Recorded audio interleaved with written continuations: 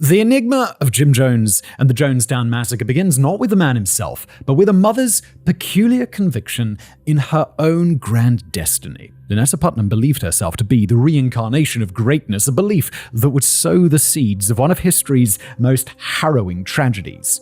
Today we're going to peel back the layers of the Jonestown saga, tracing the roots from an eccentric woman's unshakable faith in her own importance to the devastating end of over 900 souls in a remote South American settlement.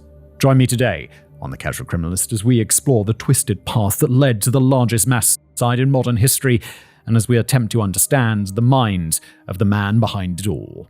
The journey into the heart of darkness starts right now.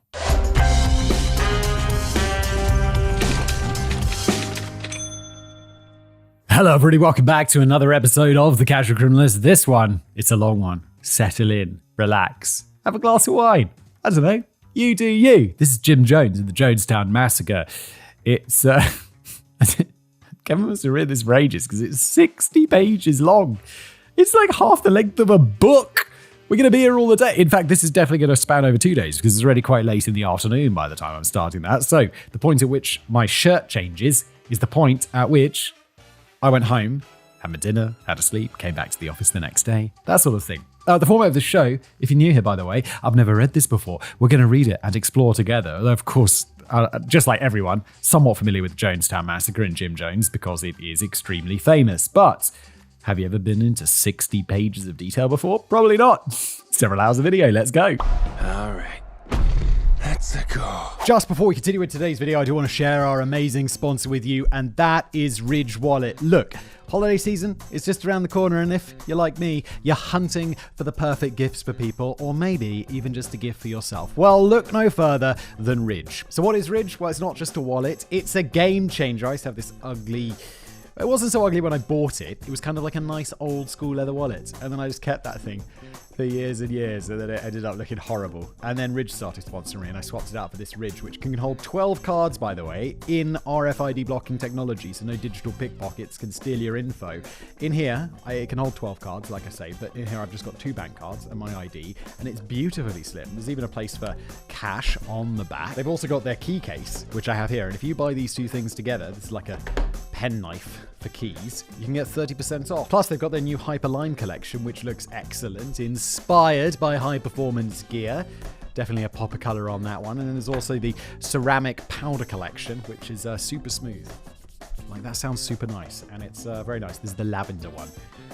Maybe not quite my color, but a fantastic feeling, a fantastic looking one. Plus, you can customize them with text, and you can get AirTag attachment, so you'll never lose your stuff again. Over 3 million customers, 80,000 5-star reviews, a 99-day risk-free trial, and a lifetime warranty. What could go wrong? So what are you waiting for? Head to ridge.com/criminalist to get 30% off through December the 20th by using my link, ridge.com/criminalist. You can also enter your email or mobile number for a free chance to win a Ridge bundle worth $4,000. No purchase needed. Thanks to Ridge for sponsoring today's video, and now back to it. The story of Jim Jones really starts with his mother, Letta Putnam. Letta was born in Princeton. I feel like 60 pages. The story of Jim Jones really begins with the Big Bang. Before the Big Bang... Letta was born in Princeton, Indiana in 1902. She knew that she was destined for great things because she had been a successful and respected woman in all her previous reincarnations, usually as a famous author. She was quite vocal about her belief in reincarnation and the fact that she was supposed to be this great person, which caused people to view her as a little bit of an oddball, to the surprise of nobody. But that was okay, because Letta liked being odd. She enjoyed the looks of disbelief that her behavior elicited and the attention and gossip that followed her, despite none of it being positive attention. Letta was one of those people that really prided herself on being different, even though every single person who makes their entire personality, look at me, I'm quirky and different, seem to look and behave exactly the same way as one another. It's weird how that works out. Yeah, it is. You know people like this. And it's just like, what? Stop trying so hard. It's weird. It's weird. Why? Just don't try. It's okay to just like look a little bit normal. You don't have to look weird. Don't try and make that the most interesting thing about you is what I'm trying to say. Just do things which are interesting. Makes you a more interesting person. Anyway, Lynetta claimed to have originally been born into a well-off family, although I can't say for certain how true that is, given how spotty records were at the time. Nobody's even actually sure when she was born since birth records were lost, but it's believed to be 1902 based on other records that exist, even though her tombstone says 1904. It's crazy. Like, nowadays, there's so much information about us. Like, I'm sure Google probably knows, like, my favorite ice cream flavor. It's cookie dough Ben & Jerry's. But, like, the amount of data on us is insane. 100 years ago, they were like, she was born, like, I don't know, 1902, 1903, something like that. Something around that time.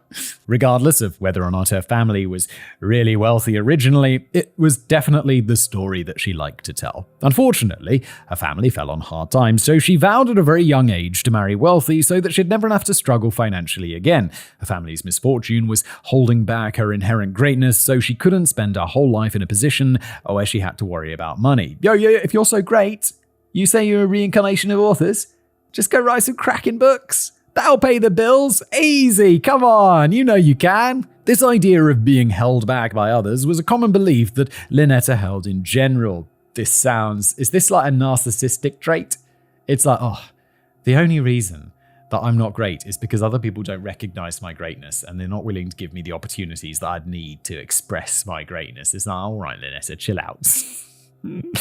Take it easy, Lynetta. After all, she was amazing. She was destined to be this great, successful person in all her reincarnations, and if it didn't happen, it was only because other people in her life were holding it back, not because of any failings on her part. Yeah, it could never be you, Lynetta, could it? You narcissist. I was going to say, like, something ruder about her, but I decided not to, because all she is so far is a bit of a narcissist. Lynetta first tried her hands at marriage a few months before her 18th birthday, assuming the 1902 date is correct. The marriage only lasted a couple of years, and about a year after her divorce, she decided to give it another go. This time, her divorce was finalized after just 5 months. Neither of these men was able to provide for Lynetta the way she needed, and she sought to find a more financially stable investment, husband. And that's when she met James Thurman Jones. James was from a respected and religious family. They weren't exactly wealthy, but they owned some land and were doing well enough for themselves. Oh, come on, Lynetta, if you're so great, just go find a billionaire. Or, this was the past, a millionaire to get married to. Easy, come on now. If you're so wonderful, everyone must love you. You gotta bag yourself a rich husband ASAP. Most of all, they were a family of hard workers, with the exception of James, that is. James didn't have any real motivation, drive, or work ethic. He'd picked up odd jobs, mostly doing road construction, but that was about it. Yeah, he sounds rich. What do you do? I build roads. Like, you own a road building? No. I lay the blacktop. Lynetta, what's up? There was no desire to excel in his field or even make it a full-time career that might actually see his wages improve. James seemed perfectly content to just pick up the odd gig here and there at whatever wage was being offered. That's who James had been growing up anyway, but by the time Lynetta met him, James had already returned home from World War I, and he came home a completely different man. Whereas James had once been a bit of a directionless slacker after the war, he was basically a piece of furniture. It was just kind of there. Oh no, I thought it was going to be like he came back from war and he was so broken from war that he couldn't stop working and he became enormously successful. That would have been better. It's like, yeah, no, he had some mega trauma and he just didn't want to process it, so he just worked all the time. He bought railroads and oil fields and became a baron. When he was shipped off to war, James had found himself in France, where he was on the front lines enduring the hell that was trench warfare. It's almost certain that he saw a lot of go down while fighting in the war, and there's a strong chance that a big part of the change in James was the result of PTSD. Yeah, no joke. I'm just started watching that show, Peaky Blinders, and the dudes had just got back from the war, and it's like in the first episode, and this dude's like losing his mind from PTSD, and they're like, shake it off, Jim. You're gonna be fine, Jim. And it's like, oh my God, but it's because of the trenches in the war.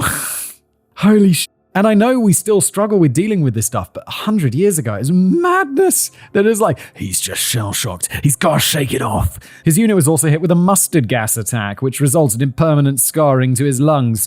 The already rather listless James had been rendered essentially useless, as his lungs couldn't really handle physical exertion. War, man. I'm so glad, like, so far, I just grew up in this time of peace. I mean, for me. At least, like, if I wanted to be in a war, it's like I'd have to go and sign up for the military as a soldier, rather than just like, oh yeah, we are at war. The country is at war, so you got to. It's like the thing you got to do. I'm glad that isn't the reality that happens. And I know it'll be the reality again, like either my kids or my kids' kids, or my kids' kids' kids. Like at some point, there's going to be a f*** off big war. And all the shit that you have will be destroyed. And the economy will just be like ruined. And millions of people will die, possibly your relations. And it's just, I'm glad it wasn't me. Like soon I'm going to be old enough not to have to worry about being conscripted. While I was a bit rude towards Lynetta and her delusions of grandeur, she was still an intelligent and ambitious woman, even if a lot of her ambition centered around finding a man to provide for her. She and James were hardly a good fit on any sort of personal or emotional level, and she undoubtedly knew that. James's family undoubtedly realized it as well, but they weren't overly concerned. James was damn near 40, and his family had all but given up on the idea that he would ever get married. Suddenly, he caught the attention of this attractive 24-year-old woman. Sure, she liked to smoke, spit, and curse, and maybe she was a bit too cautiously sarcastic for people's liking, but they were just thrilled that anybody was actually interested in marrying their loaf of a son. Why is she so interested in him? I don't understand. It's like she's ambitious and all of this stuff, definitely like narcissistic or whatever, and Kevin did give her a hard time. Me too. But like, if this guy was like super rich or something, I'd be like, well, okay, that's it. She just wants some money. She wants that comfortable life. But he doesn't have anything. His family have a little bit of land. What's she going to wait another 25, 30 years? How long did people live in the past? Like 70, 65, 60?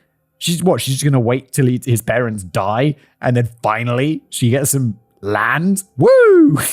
The two were wed in December of 1926, and things immediately got off to a rocky start. James came from a hard-working family, and as such, his father didn't really believe in handouts. He wanted the newlyweds to work hard and make their own way through life, rather than just rely on the family for support. Yes, good, I agree with you. I think, like, giving your children too much stuff just makes them, like, lazy and not want to work and all of that.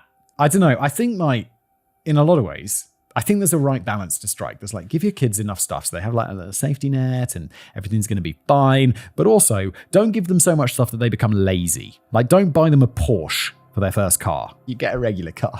You get a regular car. If you want a Porsche, you got to go work hard and buy yourself a Porsche. That's not to say he sent them off penniless. James's father paid for the down payment on a farm in Crete, Indiana. He assumed that the couple would be able to work the land and that they'd make more than enough to support themselves. This guy, what was his name? The father?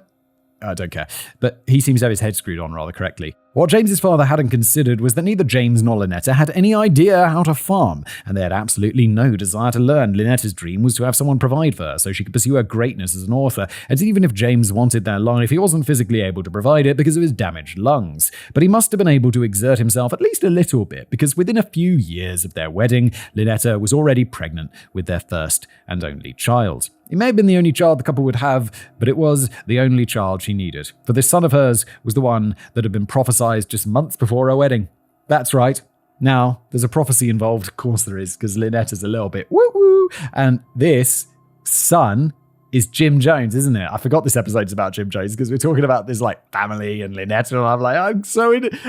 Kevin, you have a very good way of drawing me into these stories. I'm like, I just forget this is an episode about Jim Jones, and I'm like, I'm invested in Lynetta and her life. And very soon it's going to not be about Lynetta.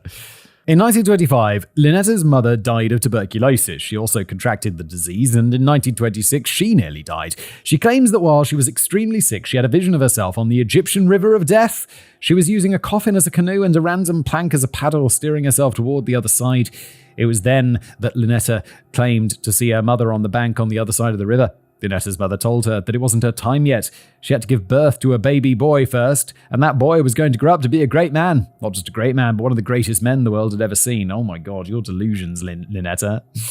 Narcissistic delusions of grandeur, or what? Well, that's going to be not healthy for the child. Like, you're going to be a great man. It's like, holy okay, no pressure. After about 4 months, Lynetta finally recovered from her tuberculosis, and she married James at the end of 1926. While I don't know if she told anybody about this dream at the time she initially had it, she definitely did once she was pregnant. Lynetta would tell anyone who would listen about the great man that her son was going to be, and on May the 31st, 1931, she gave birth to James Warren Jones. Introduction. Wait, that was... oh, we're already 12 minutes in. Okay.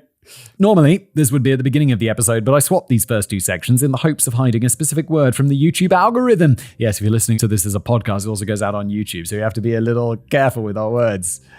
Like the M word and the R word and the P word and the endless alphabet of word, the Z word. Don't even know what that is. Zoophilia. Oh God, is that even a word? Now, we should be almost 10 minutes into the video. Pretty much bang on there, Kevster. So it's hopefully okay to say the word without getting the video flagged. The Jonestown Massacre is one of the largest losses of US civilian lives in a non-natural disaster, second only to 9/11. Is that right? Good Lord. Wow. What about that, the bombing, Oklahoma City bombing, Timothy McVeigh? I thought that was a big one. It's a long and complex story, so there's no time for a long and meandering introduction, but there is one point I need to emphasize before we get too far underway. The events that happened on November the 18th, 1978 are usually referred to as a mass suicide or mass murder-suicide. I do not find either of those terms to be accurate. Make no mistake that everything that happened was murder. If somebody points a gun to your head and tells you, drink this poison or I'll shoot you, drinking the poison in that scenario is by no means an act of suicide. Any instance of the term mass suicide that appears in this episode was only chosen because that's how it was being discussed by the parties involved. My using that term is not an endorsement of the idea that Jonestown was anything short of murder, and I hope that is the same conclusion you will come to as well. Well, Kevin, you've got 57 pages left to persuade us. We're going to be here all day. I hope you're comfortable. I got a cushion and put it on this chair before I started recording for extra comfort. An awkward childhood. Jim Jones was born in Crete, Indiana. I went on holiday to Crete last year. Not Crete, Indiana, Crete, Greece. It was nice. It was lovely. A lovely time. As much as you can with like screaming bloody kid. Dad, it's so hot. Just trying to relax. Somehow you make it more stressful than being at home, children. But the family wouldn't stay on the farm much longer. Both Letta and James had been unwilling or unable to turn the farmland into anything financially stable, and James's father had only provided them with the down payment. The family's main source of income was James's military disability checks, which were not enough to survive on. I can't find any record of exactly how much James was receiving in disability payments, but using today's numbers, he'd probably be receiving around $12,000 to $18,000 per year. Realistically, it was likely much less, as these events were taking place before the New Deal. Yeah, people just got less money and stuff in the past. In stuff like that, I bet it was way less than that. That's what, $1,000 a month? It's not going to cover the mortgage on a farm, is it? I don't know. Well, I don't know what the mortgage on a farm was, but obviously it's not covering it because we said so. Regardless of the exact number, it was not enough for a family of 3 and their mortgage payments, especially with the Great Depression now making things even more difficult. In 1934, the Joneses finally lost their farm, and James's family bought them a shack in Lynn, Indiana, which would have them closer to the family. It's a bit harsh. It's like, well, I bought you a farm, but you didn't do much of that, so next you get a shack. To be clear, this was a very literal shack that had neither running water nor electricity.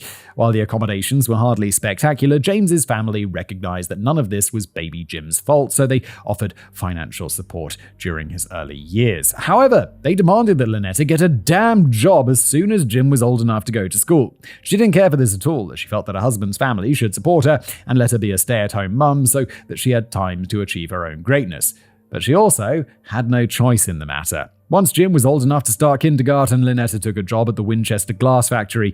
She didn't want to have to work, but she also didn't seem particularly interested in raising her child either. Despite the fact that she told everybody about her vision and that Jim was supposed to be a great man, she was more interested in pursuing her own greatness than in nurturing his.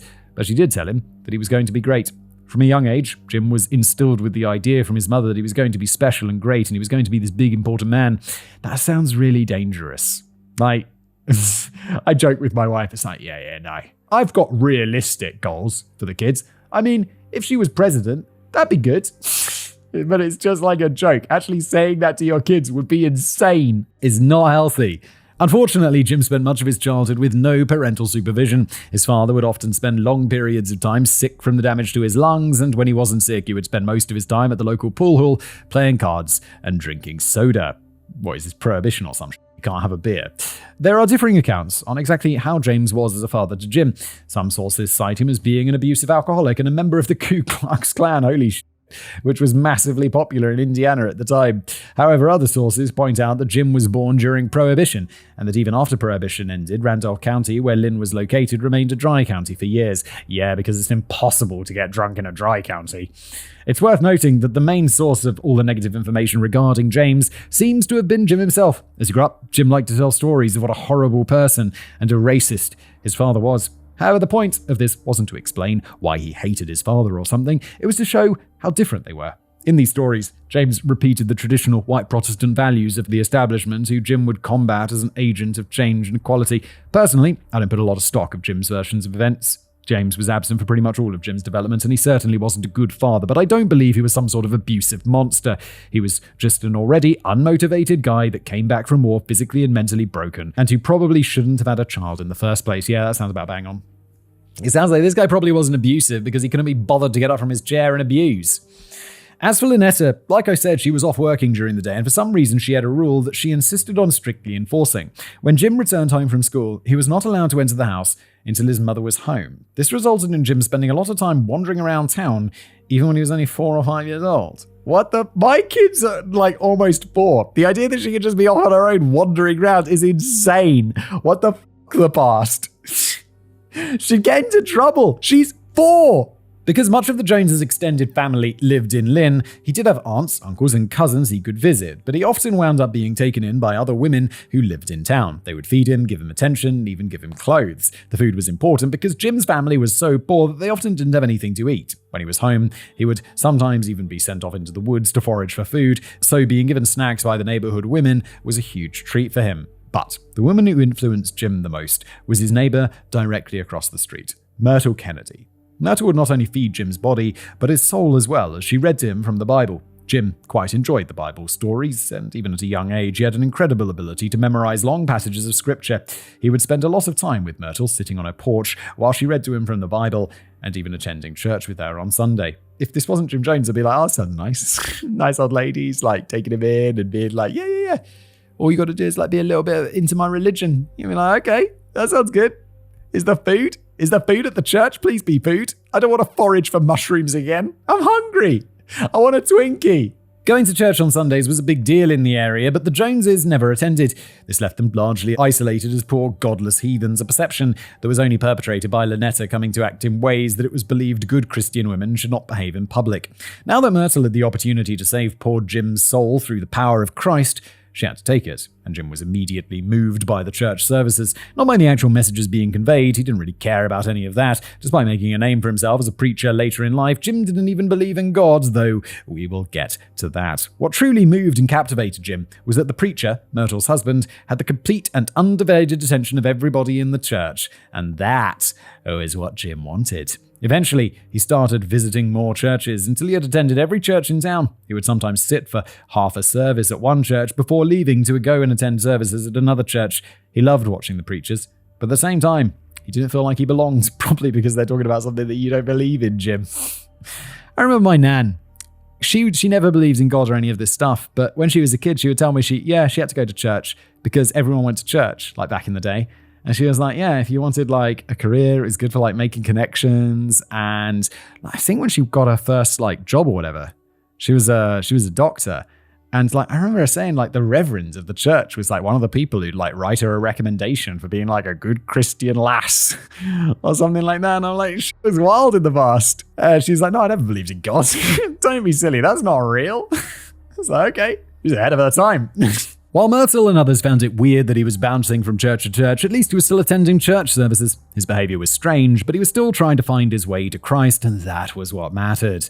But it wasn't just the adults that found Jim to be weird. Jim hadn't been popular, but he still wanted people's attention. He decided the best way to get that attention would be to emulate what he saw in church and begin preaching to children in the form of animal funerals.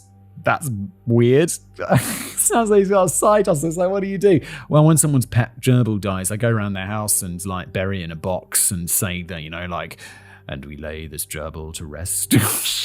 First, the other kids liked it. Sure, it was weird having a funeral for a dead raccoon or something, but it was different and it was kind of neat. At least for the first hour or so it was, but it got really boring really fast. Dude, how long are you banging on for about this raccoon?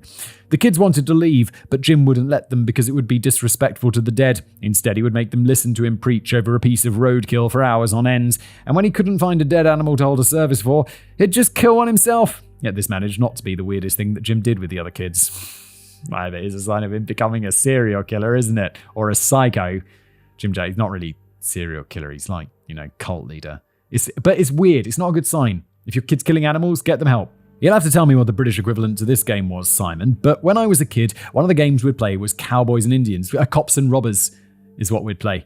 I'm guessing this game is far too problematic to still exist in that form, though it was a really popular children's game in America for decades. But at the time of each game, when it was time to make teams, everybody wanted to be a cowboy. And I chose, when we were kids, it was like cops and robbers. And it was quite evenly distributed, because sometimes you want to be a cop and go hunt the robbers, and sometimes you want to be a robber.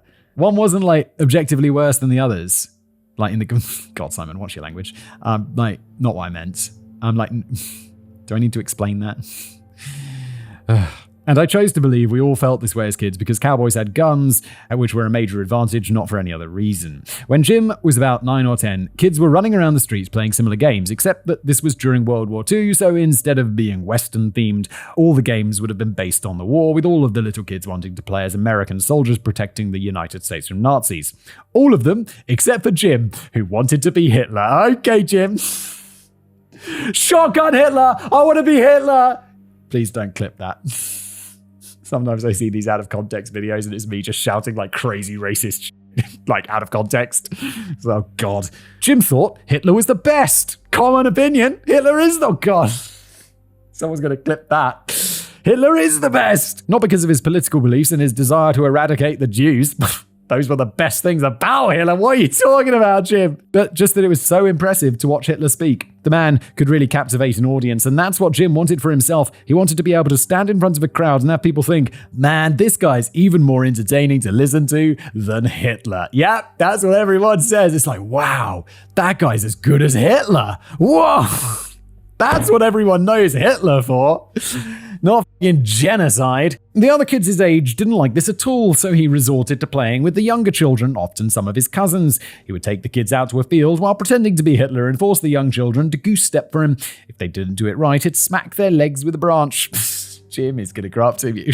Surprise to nobody listening, Jim's going to turn out to be a bit of a monster. Needless to say, none of the kids' parents were very happy about this, and they went to Lynetta to complain, but Lynetta wasn't having any of it. Not only did she refuse to reprimand Jim for wanting to emulate a genocidal dictator, she was proud of him for it. Jim was a weird outcast just like her, and she thought that should be celebrated. This was one of the ways that Lynetta was able to have a profound impact on her son. She may not have had the time to do any actual parenting, but she still managed to warp his little mind in some rather damaging ways. For example, Jim had a nasty habit of stealing candy from grocery stores. A normal parent would be pretty angry about this. I remember my little sister was 4 or 5 and she grabbed a candy bar from the display in the checkout aisle when my mother was loading the groceries into her car and saw that my sister had stolen something. She made my sister walk back into the store, return it to the checkout manager, and apologize for stealing. Does a 4 or 5-year-old have a concept of stealing?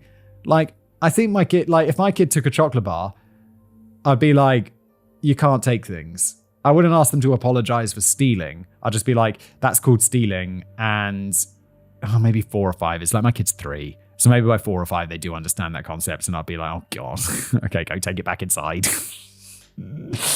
This seems like a pretty reasonable response, and definitely one that taught her an embarrassing lesson.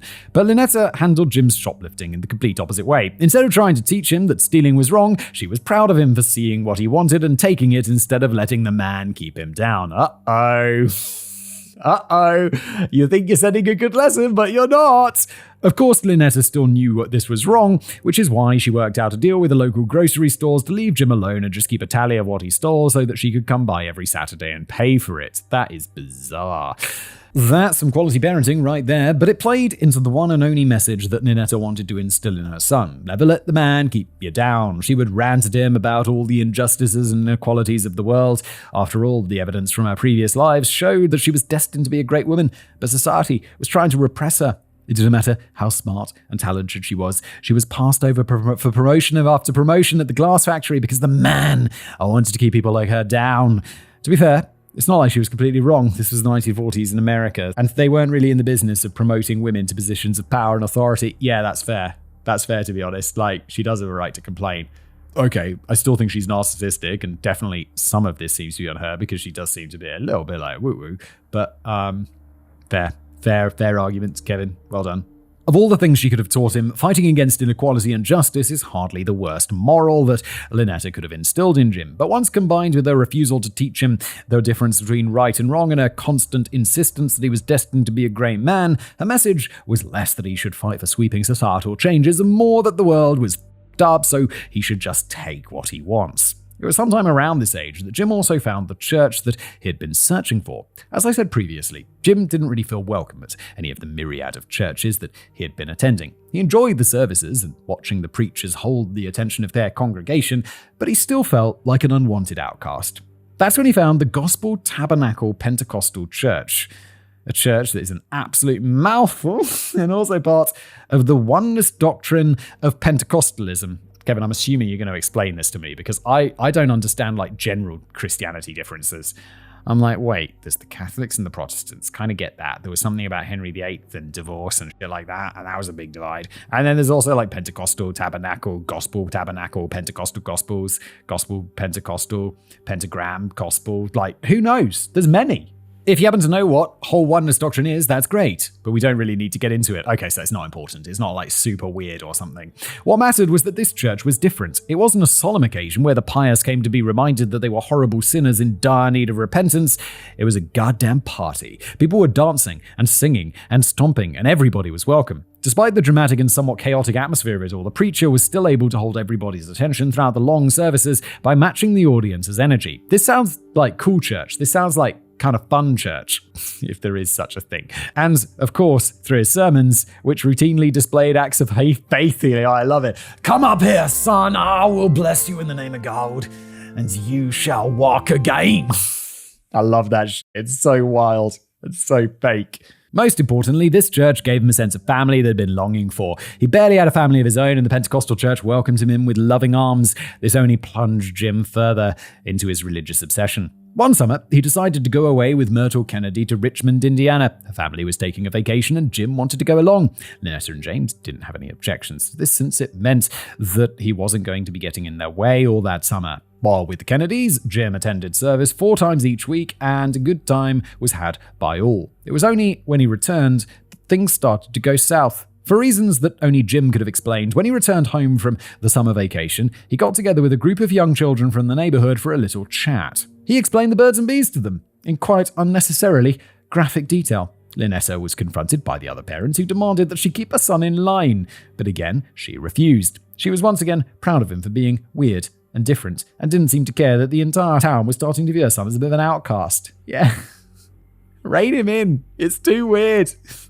It's okay to want good things for your son, but how about you do some parenting? Things hadn't gotten any better for Jim by the time he reached high school, but he wasn't really trying to make them better either. Instead of attending school in whatever the 1940s equivalent of jeans and a t-shirt was, he insisted on wearing his Sunday best to school every day while carrying around a Bible. Jim sounds annoying. Jim sounds like he's going to get a little bit bullied. And he probably deserves it a little bit. Don't wear a suit to school carrying around a Bible. Although I had to wear a suit to school. We had school uniforms. Tie, blazer, shirt, long trousers. It was fine. I kind of liked it. I like wearing it, dressing in a uniform. I just wanted to conform. I was always dressed smart, the other kids would have their ties undone and the top button undone. And for some reason, I'd always be no, I like wearing my tie, smart. I like wearing a smart jumper with my jacket, and I like my jacket being clean. I don't know why. I was just smart. I just like being smart. Jim did little to ingratiate himself to his peers, preaching to them about the evils of their drinking, smoking, and dancing. He would also interrupt people and force them to read the Bible with him.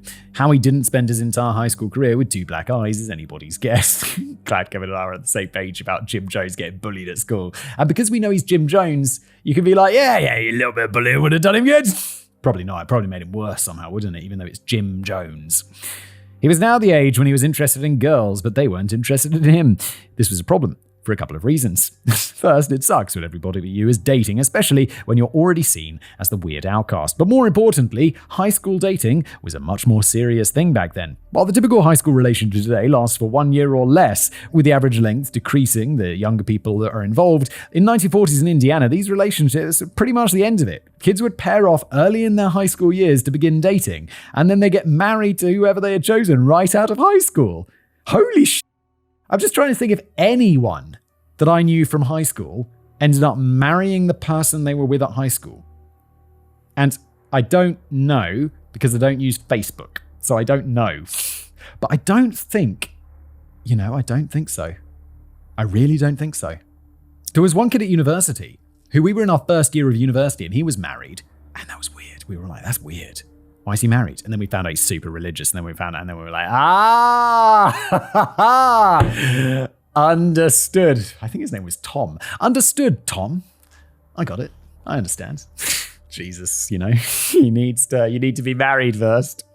I'm definitely not saying that essentially choosing your spouse at age 13 is a good system, but it was their system, and it was what was expected. However, Jim couldn't have the girl he wanted. He had a crush on Sarah Lou Harlan, the daughter of the town dentist. Everybody had a crush on Sarah Lou, but she already had a boyfriend, the somewhat unfortunately named Dick Grubbs. Bro. Why? Why? How does a name like Grubbs last so many generations? Surely you'll change that to a cool name, like Whistler. Even though all the guys in school had a crush on Sarah Lou, they understood that it was inappropriate to try and steal another boy's property. I mean girlfriend. Jim didn't get that memo, so he followed Sarah Lou around constantly. She thought he was a creepy jerk and wanted nothing to do with him or his stalking. She asked Dick to talk to Jim, which he did, but Jim wasn't interested. Sarah Lou was like the candy bars from his childhood. He saw something he wanted, so he was going to take it. It was his right to, and nothing anybody said or did was going to stop him, not even Sarah Lou. Dick's married to the good-looking girl that everyone wants. I'm going to guess that Dick Grubbs, a bit of a strapping lad. How about Dick Grubbs beats the shit out of Jim until he leaves Sarah Lou alone? And then we can all be like, oh no! Dick, you beat the shit out of him! And everyone's like, he fell, Jim fell. Even Jim will be like, I fell. Coward-ass bitch. One day, Sarah Lou returned to her home and was shocked to find that Jim was in her house talking to her parents. Oh my god, that would be weird. Somehow he hadn't been able to win her over with his stalking, so he just decided to try manipulation instead. Jim had charmed the pants off Sarah Lou's parents. They thought he was such a nice, respectable and religious boy, so much more polite than her current boyfriend. Maybe she should try dating Jim instead. Yeah, I'm sure that'll work. Teenagers always listen to their parents. How about you date the weird Bible guy rather than the strapping young man that is Dick Grubbs? I've just assumed that Dick Grubbs is strapping, but I'm happy with that assumption. I like Dick Grubbs. Of course, she was still not interested, but Jim persisted until he didn't. After stalking Sarah Lou and repeatedly asking her out for months, he stopped seemingly out of nowhere, pretending like the entire thing had never happened. Jim did briefly date another girl at his school, Phyllis Wilmore, but that didn't go anywhere. She was the smart girl in school, and their short-lived relationship was described as two awkward people trying to figure out how dating was supposed to work. But Jim wasn't the only Jones interested in dating. Letta had taken a boyfriend as well, something that Jim was well aware of. In fact, the entire town was well aware of it, and nobody seemed to blame her. Stories of James's alleged drunkenness. Oh, right, she's still married to James, the furniture drunk dude. My bad. I forgot about that. I was like, well, she can have a boyfriend. He's dead. But for some reason, I think it was, I recorded another video earlier and the father died of like cirrhosis of the liver or some shit. So for some reason, I got it crossed in my mind that old Jim Sr. had popped his clogs. But no, he's still alive. He's just not really a part of the story because he doesn't do shit. Stories of James's alleged drunkenness and abuse had gotten out, so it wasn't a surprise that Lynetta would want to find a different man. Of course, the people of Lynn weren't fully convinced that James was actually an alcoholic, and it doesn't seem that anybody believed he was abusive. They had all seen how difficult something as simple as walking was for him, so the idea that he could physically assault anyone seemed absolutely impossible. But even if those rumors were true, he was still unable to provide for his family and did little more than exist, so Lynetta's infidelity was the one thing people in town didn't judge her for. While this was going on, Jim had taken up a new pastime. You see, Randolph County was a bit odd as far as farming communities went. Though most farms across Indiana and the country still relied on black neighbors, in Randolph County, it was possible for rural white folks to go years at a time without seeing a single black person. Lynn was one of only 2 exceptions to this throughout the entire county. Every weekend, scores or possibly hundreds of black farmhands would travel to Lynn to purchase goods and trade their crops. Though they certainly were not treated as equals, the residents of Lynn were generally friendly to their weekend visitors. They would never have allowed the black children to attend Lynn's rather exceptional public schools or come home to their houses to play with their children, but they at least managed to be polite in public. Jesus Christ, the past. This was 100 years ago, and that was the best people could hope for. The white and black people would all stand in line together at the same shops, and they'd even make friendly conversation outside of the grocery store or whatnot. But God forbid they play with the children.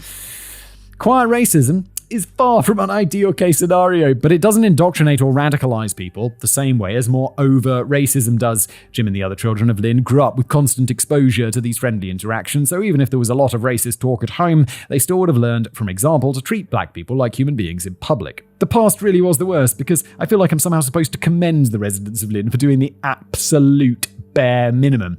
And it's not like the 1940s is really that long ago either. That's the crazy thing. Like 1940s to 2020s is like an average human lifespan. It's 80 years. It's not that long. That's the thing. Like the older I get, like when I was a kid, the Second World War seems so long ago. And now that I'm an adult, even though it's a lot longer ago, it feels so much closer because I'm like, well, I've lived like 36 years. And then like 36 years before I was born, it was like the Second World War had basically just ended quite recently. And that's like, it doesn't feel like that long, which is nuts. There's obviously a point to all of this though, which is what Jim had seen the few times he'd traveled to Richmond. He and Phyllis had gone on a movie date in Richmond, and he had visited the city a few other times as well. Richmond was the closest big city to Lynn, and I cannot possibly put a large enough quote around the word big there. It had a population around 30,000 people. It's a small town. Barely more than the town in which I live, which would be considered pretty small. But I guess when everything nearby is a rural community of at most tops 1,000 people, 30,000 really does seem big by comparison. I live in a city with like 2 million people and it doesn't seem that big. I mean, it's big, but I lived in London for a year. That was big. As an allegedly big city, Richmond had a lot of minimum wage factory jobs that were filled by almost exclusively black employees. This created a large community of poor black people living in Richmond, and what Jim witnessed wherever he was in the city was nothing like what he was used to back in Lynn. White people would hurl insults and racial slurs at the black people, ordering them around like dogs. It would be difficult to describe exactly how racist the actions and the views of white people in Richmond were without getting really gratuitous, but there is a more simple way that I can explain it. Outside of the Deep South, Indiana was the main KKK stronghold. The Klan was so prominent that they were a major political force in the state, and while the numbers varied from town to town, as much as 25% of the population of any given town were Klan members. Oh my lord. In my mind, I'm always like, yeah, KKK, there's a few of them riding around with their like weird white hats and like burning some crosses or some shit like that, like doing their racist things. But it's like, oh my God, back in the day, there were a lot of them. The 25%, there's one in every 4 people just openly wandering around. Now it's like, I'm sure like if you can't like wear that shit openly, right? Although Americans, you have that like freedom of expression or whatever. Freedom of speech? I don't know what covers it. But like, if someone's like wandering around in like a KKK hat, people will be like, yeah, I mean, it's not illegal. In the UK, I'm fairly sure that would be illegal for like inciting racial hatred or something. You can't just do that. It's not okay. And it's unclear whether or not that includes enrollment in youth and women's KKKs, so it may actually have been a lot higher than that. Surely it does. Or maybe it doesn't. The past is the worst. Always got to remember that. Jim didn't like this at all, so he decided he was going to start putting everything he learned into practice. He'd been an avid reader, consuming the works of the great men who inspired him, like Mahatma Gandhi, Karl Marx, Joseph Stalin, Adolf Hitler, Mao Zedong. The two things he learned from these great men were his staunch belief in communism and his ability to use manipulation to gain total control. He wanted a communist utopia in which everyone was treated equal under his sole authority and rule. It's like, yeah, communism, everyone's equal except the people in charge. And they got all the nice shit. On Saturdays during high school, Jim would wake up early and take the train into Richmond wearing his church clothes and carrying his Bible. He would then hop on a bus to the poor black neighborhoods where he would stand and preach for hours. At first, everybody ignored him. This crazy-ass white kid was going to come to their neighborhood and start preaching about equality. He had to be out of his damn mind. But over time, they started to take a liking to Jim. He seemed sincere in his words. Yeah, I mean, I get it. It's crazy. It seems like an insane thing to do. But, like, here's a guy... and he's like, going to the town, I see all this racism. And he's like, I don't like that. And I know Bible. and I know like religion. I'm just going to start preaching about how that's not right. Although maybe, shouldn't he be preaching it in the white neighborhood? Be like, yo, how about we stop being racist? How about we try that? Rather than the black neighborhood where he's like, hey, how about we stop being racist? And it's like, yeah, we'd like that, Jim. That would be nice, Jim. Thank you. He seemed sincere in his words, could constantly quote long passages of scripture, and no matter how many different things he preached about, it always came back to everybody being equal in the eyes of God. It almost certainly helped that he wasn't some rich, privileged kid. Jim hadn't experienced the same level of persecution as the people he was now trying to preach to, but he had been looked down on and shunned his entire life, both for being poor and for being entirely too weird. His less than ideal childhood and true belief in communism lent his voice the sincerity it needed. He was still far too young to form his own congregation, but he undoubtedly knew he would be able to by the way he eventually won over this crowd. In 1945, the man Lynetta had been dating moved out of Lynn. This was a huge turning point in their lives. With her boyfriend now gone, Lynetta didn't feel that there was any reason to stay in Lynn any longer. She was sick of her husband and her family, so with her lover gone, it was time for her to divorce James and take Jim somewhere else. She moved with Jim to Richmond, though she may not have thought her plan completely through. I'd have thought this outcome would have been obvious, but it seems unclear whether or not Lynetta realized that the Jones family was no longer going to give her any financial support whatsoever. Wait, why would she think that they would? Sure, Jim was their grandson, but she had just divorced their son and moved away. Now, not only was she going to need to find a new job, but Jim was going to have to work nights as well, since Lynetta couldn't support them on her own. Oh, that's a good point. Like, if I had... Wait, what would the situation be there? So if I'm the patriarch, and then my son marries someone, and they have a kid, and the kid lives with the mum. Yeah, I'd still support the kid. Of course I would. I'd pay for the kid's education or whatever the kid needs. I wouldn't give the mum any money, I don't think, unless it was to be spent on the kid, right? Especially in this situation. Is that right? I don't know. God, I have to think about it. Just thinking about this more recently because, I don't know, I'm getting older. I don't have a will. And it's just talking to my lawyer dudes about this, and they're like, yeah, you should probably get on that. You should probably think about that. You should probably sort out your affairs. And I'm like, well, I'm not going to die. And they're like, well, no, you're not, but you never know. And I'm like, oh, cheery fellas, aren't you? So I was thinking about this stuff, and what you have to, it's so complicated. It's really, you have to think about loads of shit. Luckily, this wasn't a problem. I wasn't joking when I mentioned Lynn's exceptional public schools, and Jim's education was already so advanced there was nothing left he was going to learn at Richmond High School. He was allowed to skip classes, which made scheduling his shifts easier, and they even let him graduate a semester early. This gave him plenty of time to work in Richmond's largest employer, Reed Hospital. He began working there as an orderly in 1946 when he was 14 or 15 years old, and it was at that job that Jim would meet his future wife. As for old James, he never recovered from the heartbreak after being divorced by Lynetta, or from the mustard gas. He died of respiratory failure 6 years after they moved to Richmond, and neither Jim nor Lynetta attended his funeral. However, Lynetta had no problem making sure she filed as James's widow to claim his death pension, now given the more cheerful name, Survivor's Pension. The road to the ministry. Jim had always assumed that he was going to be a minister, but he quite liked his job at the hospital. As an orderly, the lowest ranking job available, he was tasked with doing all the jobs that nobody else wanted to do. He had to give sponge baths to the elderly and change their diapers, clean up vomit, deal with the crankiest patients the hospital had to offer, and sometimes even prepare bodies for the morgue. This is, when I think about jobs that I wouldn't want to do, and God bless the people who do, but this would be so high up there. I don't do well with poo. I'm even with my own kids and stuff and changing, I'm I really gotta choke it down because I just struggle with poo. I don't know why. And just this kind of thing would be not good for me. Despite doing that, I'm so glad I just have to sit in front of a microphone and read shit. I'm just the best fucking job. It's so crazy that this is what I get to do. Every day I'm grateful for this because it's wild. Cool. Thanks for listening, everybody. Just random moments of thank you, gratitude in this episode. Thank you. It's really nice.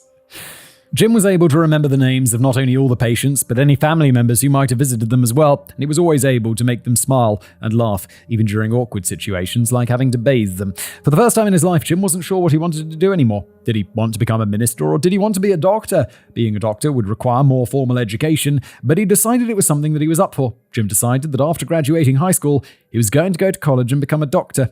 But this potential career change wasn't the only major event taking place at the hospital for Jim. As I said before, it was there that he was going to meet his future wife, and he would meet her in the most romantic room in the hospital, the morgue. Madeline Baldwin worked at Reed Hospital as a nurse in training. She was from a well-respected and deeply religious Republican family, with her father serving on the city council. Marcy mostly shared these values and was by and large the perfect daughter. Her entire teenage rebellion phase consisted of one off-joke about voting straight Democrat in an upcoming election and opening the window blinds once. Marcy's mother had a strict rule that the blinds should always be closed so people couldn't see into their house, but Marcy opened them one day saying that they shouldn't be doing anything that people were afraid of seeing anyway. Other than those two very minor instances, she was everything a parent could have hoped for. That's it! Her parents didn't even have to worry about her running around with boys either. Not only was she a proper religious girl who was going to save herself a marriage, but she had no interest in boys. Marcy was an attractive girl, and plenty of boys were interested in her, but she didn't have time for any of that nonsense. If she wasn't doing homework or helping people, then she was wasting her time. She expected people to act properly at all times, and when her friends would clown around in rehearsals for their youth music ministry, she reminded them that it was their job as Christians to do their best at all times to help others. Marcy sounds good, but boring. Marcy's like, oh no, is Marcy coming to band practice? Because then we can't fuck around and play like whatever tunes we want. We got to play like, God Save. Wait, that's the national anthem, what we're talking about. Like, hymns and shit. What's that famous one? Fuck. What's the hymn? The famous one about green and pleasant land. In England's green and pleasant land. Something like that. It's a banger. They should not be wasting their time acting silly or trying to have fun. While that doesn't make her sound like a fun person to be around, she was still a very caring and optimistic person who always saw the good in people and never seemed to hold a negative opinion. But Marcy was growing disenchanted with life in Richmond. She was 21 years old, and it was basically the only city that she'd ever seen. There was this great big world out there, and she and her cousin decided that they were going to move out and explore it together. They settled on Kentucky, with Marcy reaching out to the cities they were looking at to find everything she could about the hospitals there. She'd always been so deliberate and meticulous in her decisions, and then she met Jim. Jim was in the morgue helping Marcy to wash and dress a body one night in 1948. His reputation had preceded him, as Jim was well respected among the hospital staff. He was too young to be promoted to anything beyond an orderly, but everyone spoke highly of him, and he received better assignments than most orderlies did. The body they were dressing was a young pregnant woman who had died of trichinosis. Trichinosis is a type of roundworm infection that is only fatal in about 0.2% of cases worldwide. It's needless to say the family was devastated. When put into a position like this, most of the young orderlies of the hospital liked to joke around, not because they thought it was funny, but because it was extremely uncomfortable and they thought it would help break the tension. Oh yeah, this pregnant woman, she died of the roundworm. What are the odds? And it's like wildly inappropriate, but it's just like a coping mechanism, right? It's not like you psychos, it's just like, oh, because it's horrible and you don't want to deal with it. It's like laughing when you're in trouble. You're like, oh God. But Jim didn't do this. He was solemn and respectful while he helped Marcy care for the body, and he even spent a few minutes afterwards to console the family. Marcy was impressed, and from that point on, she and Jim were together as much as possible. Whenever she was on a break at work, Jim would be there to spend time with her. Jim liked to talk, and Marcy liked to listen, so they got along well. He spoke of his time growing up and how his abusive father had driven him to want to help the most unfortunate in the world so he could help end the cycle of abuse. Marcy was an intelligent young girl, but she had also led a rather sheltered life, so she lacked the wisdom of experience. Jim's actions in the hospital seemed to match his words, so she had no idea that he was already manipulating her. Oh no, I thought this was just nice, but it's Jim Jones, isn't it? We're talking about Jim Jones. And I'm like, so far this story is a bit weird at points, but it's not like Jim Jones. Though Jim loved to tell stories of how he always did everything to fight against injustice and inequality, most of these stories were not true. He told Marcy how he'd been a star basketball player back in Lynn, but had quit the team when the coach made racist comments. In another tale, he walked out of a barber shop with only half his haircut because the barber had refused to serve a black customer. These things never happened, but they made sense to Marcy. It does seem like the type of person that Jim genuinely was. Like, so why make it up when you're actually going into like a neighborhood and preaching about inequality and racism and stuff? Do you need to make up stories when you have stories? It was the type of person that Jim seemed to be, and they were values that she agreed with as well. After all, why shouldn't everyone be equal? Isn't that what Jesus would have wanted? Together, surely, she and Jim would be doing God's work. And that's exactly how he sold the idea of marriage to her as well. Wherever people were being oppressed and mistreated, that is where their marriage would lead them, to go and help those people. It was the big adventure she and her cousin had dreamed of, leaving Richmond and seeing the world. Maybe she could even do more good at Jim's side than she could working at a hospital in Kentucky. She fell in love with Jim's words, and the promises that he made. And when Christmas came, Marcy called her cousin to tell her that she'd no longer be joining her in Kentucky. She had met a man named Jim, and they were in love. All that was left was for Jim to meet Marcy's parents. Oh, that hasn't happened yet? He's proposing already? They were not impressed. To start, Marcy was 21 and Jim was still only 17. He also had a rude, vulgar nature that he learned from his mother. Oh no! Why not just be charming, Jim? You know how to be charming. What about the girl back in Lynn or whatever? You charmed her parents. Just turn on the charm. Put the vulgarness away in life. But I don't swear around my wife's parents. Or my parents. It'd be weird. Just put that away. You use different words with different people. Of course you do. Marcy explained to her parents that it was because of his rough childhood, and they thought that perhaps they could teach him some manners. But Jim didn't want to learn how to behave in civilized society. He expected Marcy's parents to speak just as brashly as he did, rather than for them to have a polite conversation. Things got worse whenever anything political came up, and since Marcy's family was staunch Republicans and her father had held public office, it's fair to say that was probably often. Lynetta had essentially taught Jim that everything bad that happens is someone else's fault. It was all because the wealthy elite were holding people down, exploiting their labor. This was deeply concerning to the Baldwins. Jim was starting to sound an awful lot like a socialist, or even worse, a communist. God forbid. This was the past, though. I mean, people, I guess, they're not mad into socialism in America, even today. It'd be a bit of an understatement, but communism in the past, it was that was big problems. Marcy's father tried to talk some sense into him, but it was no use. He was a teenager, which meant that he knew better than all of the adults in the world. Though the Baldwins never grew to like Jim, they figured that Marcy was a smart girl, so if she was in love with this boy, then there must have been something to him that they didn't see. Jim moved to Bloomington, Indiana for college to become a doctor, but he and Marcy continued to date and plan their wedding. On June the 12th, 1949, shortly after Jim's 18th birthday, Marcy finally had a big day. It was the day that every little girl dreams of growing up, a double wedding with her sister. Okay, really? Hopefully the girls really did want to get married in the same ceremony, because if not, that was a dick move by her family. They certainly could have afforded separate weddings, so each daughter of theirs could have had their own special day. Double wedding is weird, but it does seem like a great way to save money, doesn't it? Why didn't I do this? Despite being married, Marcy continued to live at home with her family, while Jim lived and attended school in Bloomington, returning on weekends to stay with the family.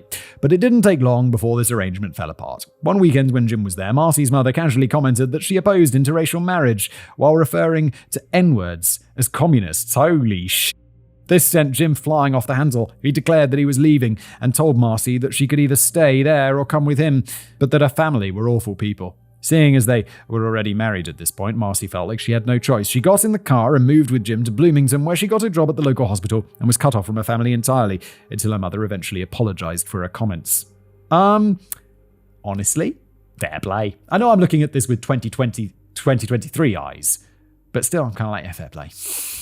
Fair play, Jimbo. Once they were living together, things only got worse. Marcy had been raised Methodist, so she wanted to attend the Methodist church, but Jim had been attending Bloomington's much more entertaining Pentecostal church. He disapproved of the Methodists and their racial segregation, but eventually he relented and would attend morning services on Sundays with Marcy at the Methodist church. This may be the first and only time it seemed like he would ever compromise with anyone in his entire life, but of course, there had to be a catch. Jim wanted Marcy to renounce her faith in God. Why? They both love God and Jesus and all that shit. I mentioned earlier that he was an atheist, and he was finally ready to reveal that information to Marcy. Oh God, yeah, of course, he did believe it. He just likes the attention. I totally forgot about this. Oh, it's all manipulation. I'm so stupid, of course I know this. Despite spending her entire life as an extremely devout Methodist, her husband was now telling her that she could no longer believe in the sky god, as he put it, that God didn't exist. Fucking brutal. Oh my God. It's like, Marcy, dear, I've been lying to you about the whole Jesus thing. Don't believe at all. I think it's a nonsense sky god spaghetti monster, please. It's like, come on, don't be silly. And Marcy's like, but Jim, my entire belief system is founded upon this. It's like, well, that's just silly, Marcy, isn't it? You need to stop that. You're like, holy shit, what have I done? This rocked Marcy to her core, to the point that she wanted to get a divorce. But of all people, it was her mother that convinced her to stay with Jim. Not out of any love for Jim, but because that's what good Christian women did. Besides, if she was to get divorced, she would be ruined and never be able to marry again. After all, she was already 22. She's past it. Not only had Jones decided that he could no longer believe in God, but while attending school, he had become deeply entrenched in communist ideology. He made friends with whom he would discuss communism in private before finally taking a more active role in 1951. It's unclear whether or not he was a registered member of the US Communist Party, but he was definitely a supporter. Jim would attend rallies and recruit other people to the cause. Of course, this was the era of McCarthyism. Okay, so this was McCarthyism. I wasn't sure what decade that was. But I guess 1950s, this is an intense time to be a communist. So Jim's attendance at these rallies drew attention from the government. Lynetta was even harassed by FBI agents at work after attending a communist meeting with her son. Holy shit, FBI. Do you not have something better to do? I know it's all like, red threat and all of that, but in retrospect, it just seems like such utter nonsense, doesn't it? Jim and Marcy moved to Indianapolis in 1951 so he could take night classes at Butler University. But he was no longer interested in becoming a doctor. He wound up earning a degree in secondary education, though that wouldn't happen for another 10 years. Dude, what are you up to? But Jim had a new plan, or rather, an old plan. Jim had decided, again, that he wanted to become a preacher, though he admitted much later in life that his true plan was to infiltrate the church to spread his communist propaganda. As a side note, it's probably worth pointing out that Jim didn't actually understand what communism was. He claimed to be entirely self-taught on the subject and have read lots of communist literature, but those that had a real understanding of it did not believe that Jim did at all. Wait, how hard is it to understand?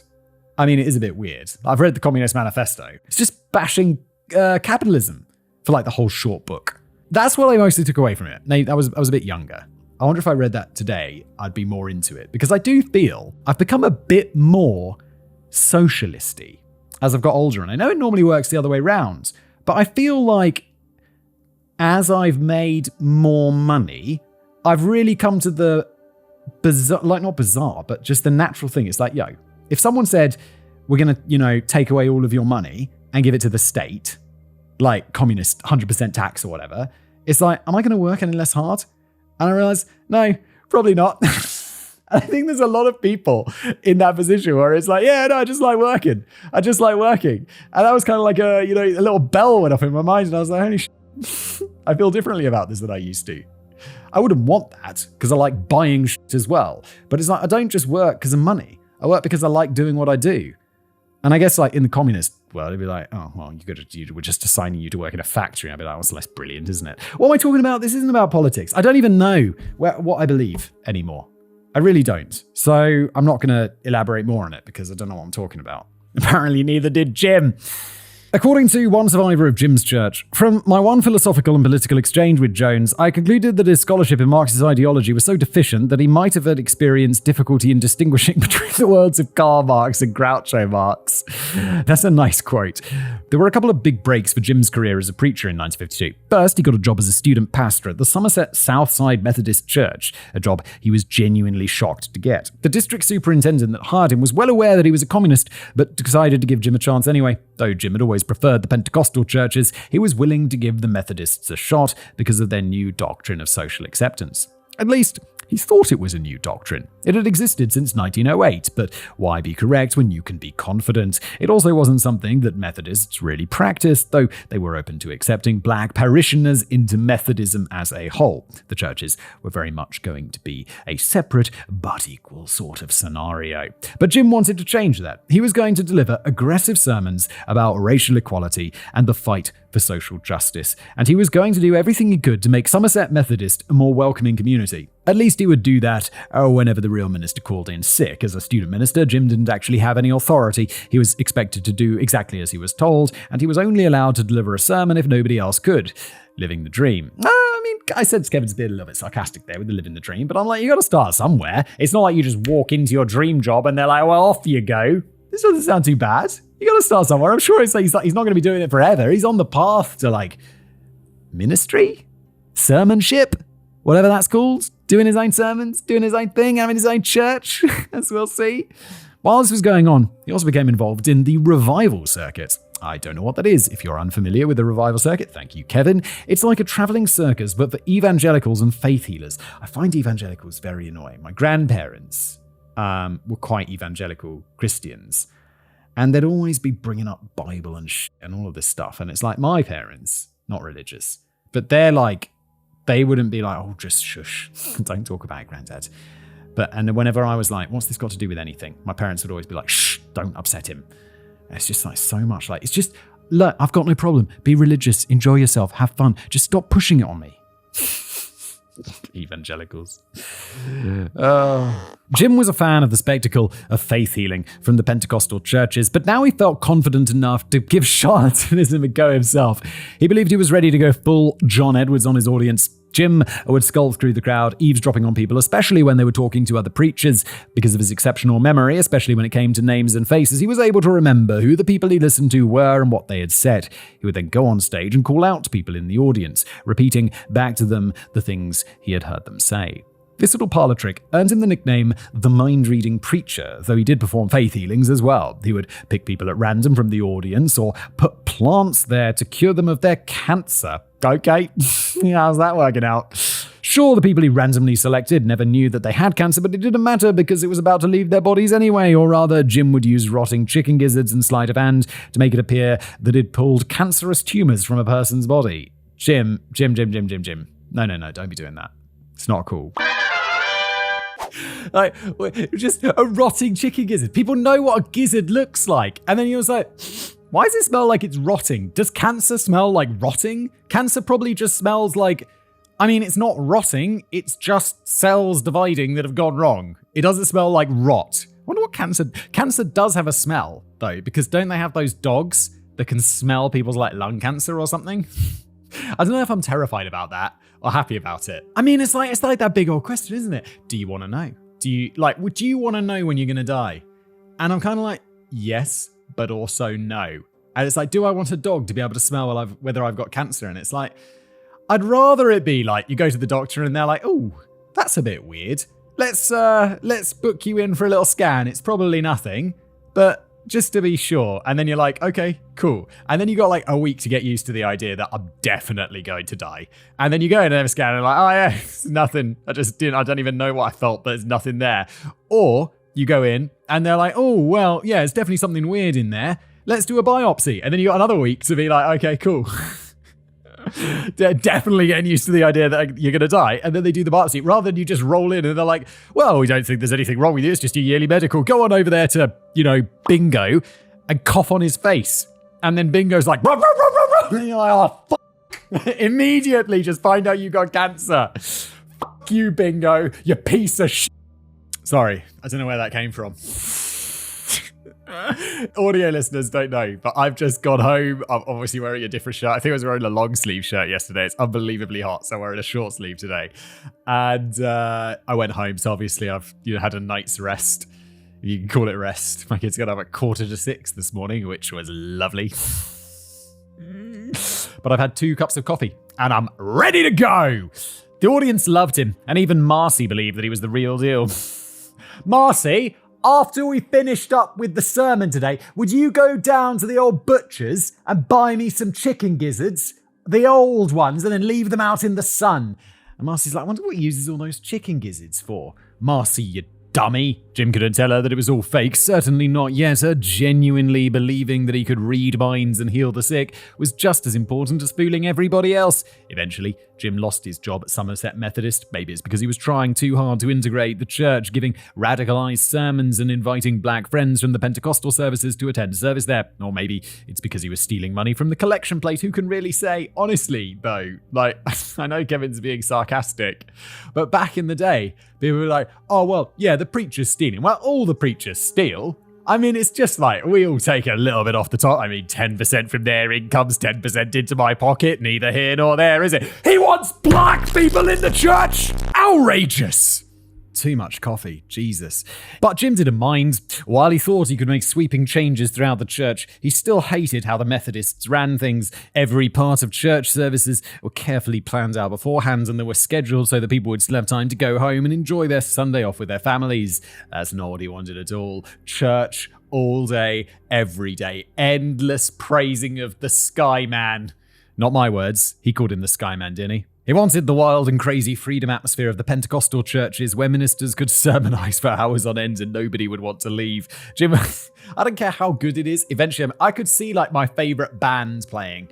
And after 3 hours, I'll be like, oh, Jesus Christ, another song. It's I love this song. I love this. My legs are tired. I want to go home. It's been 3 hours.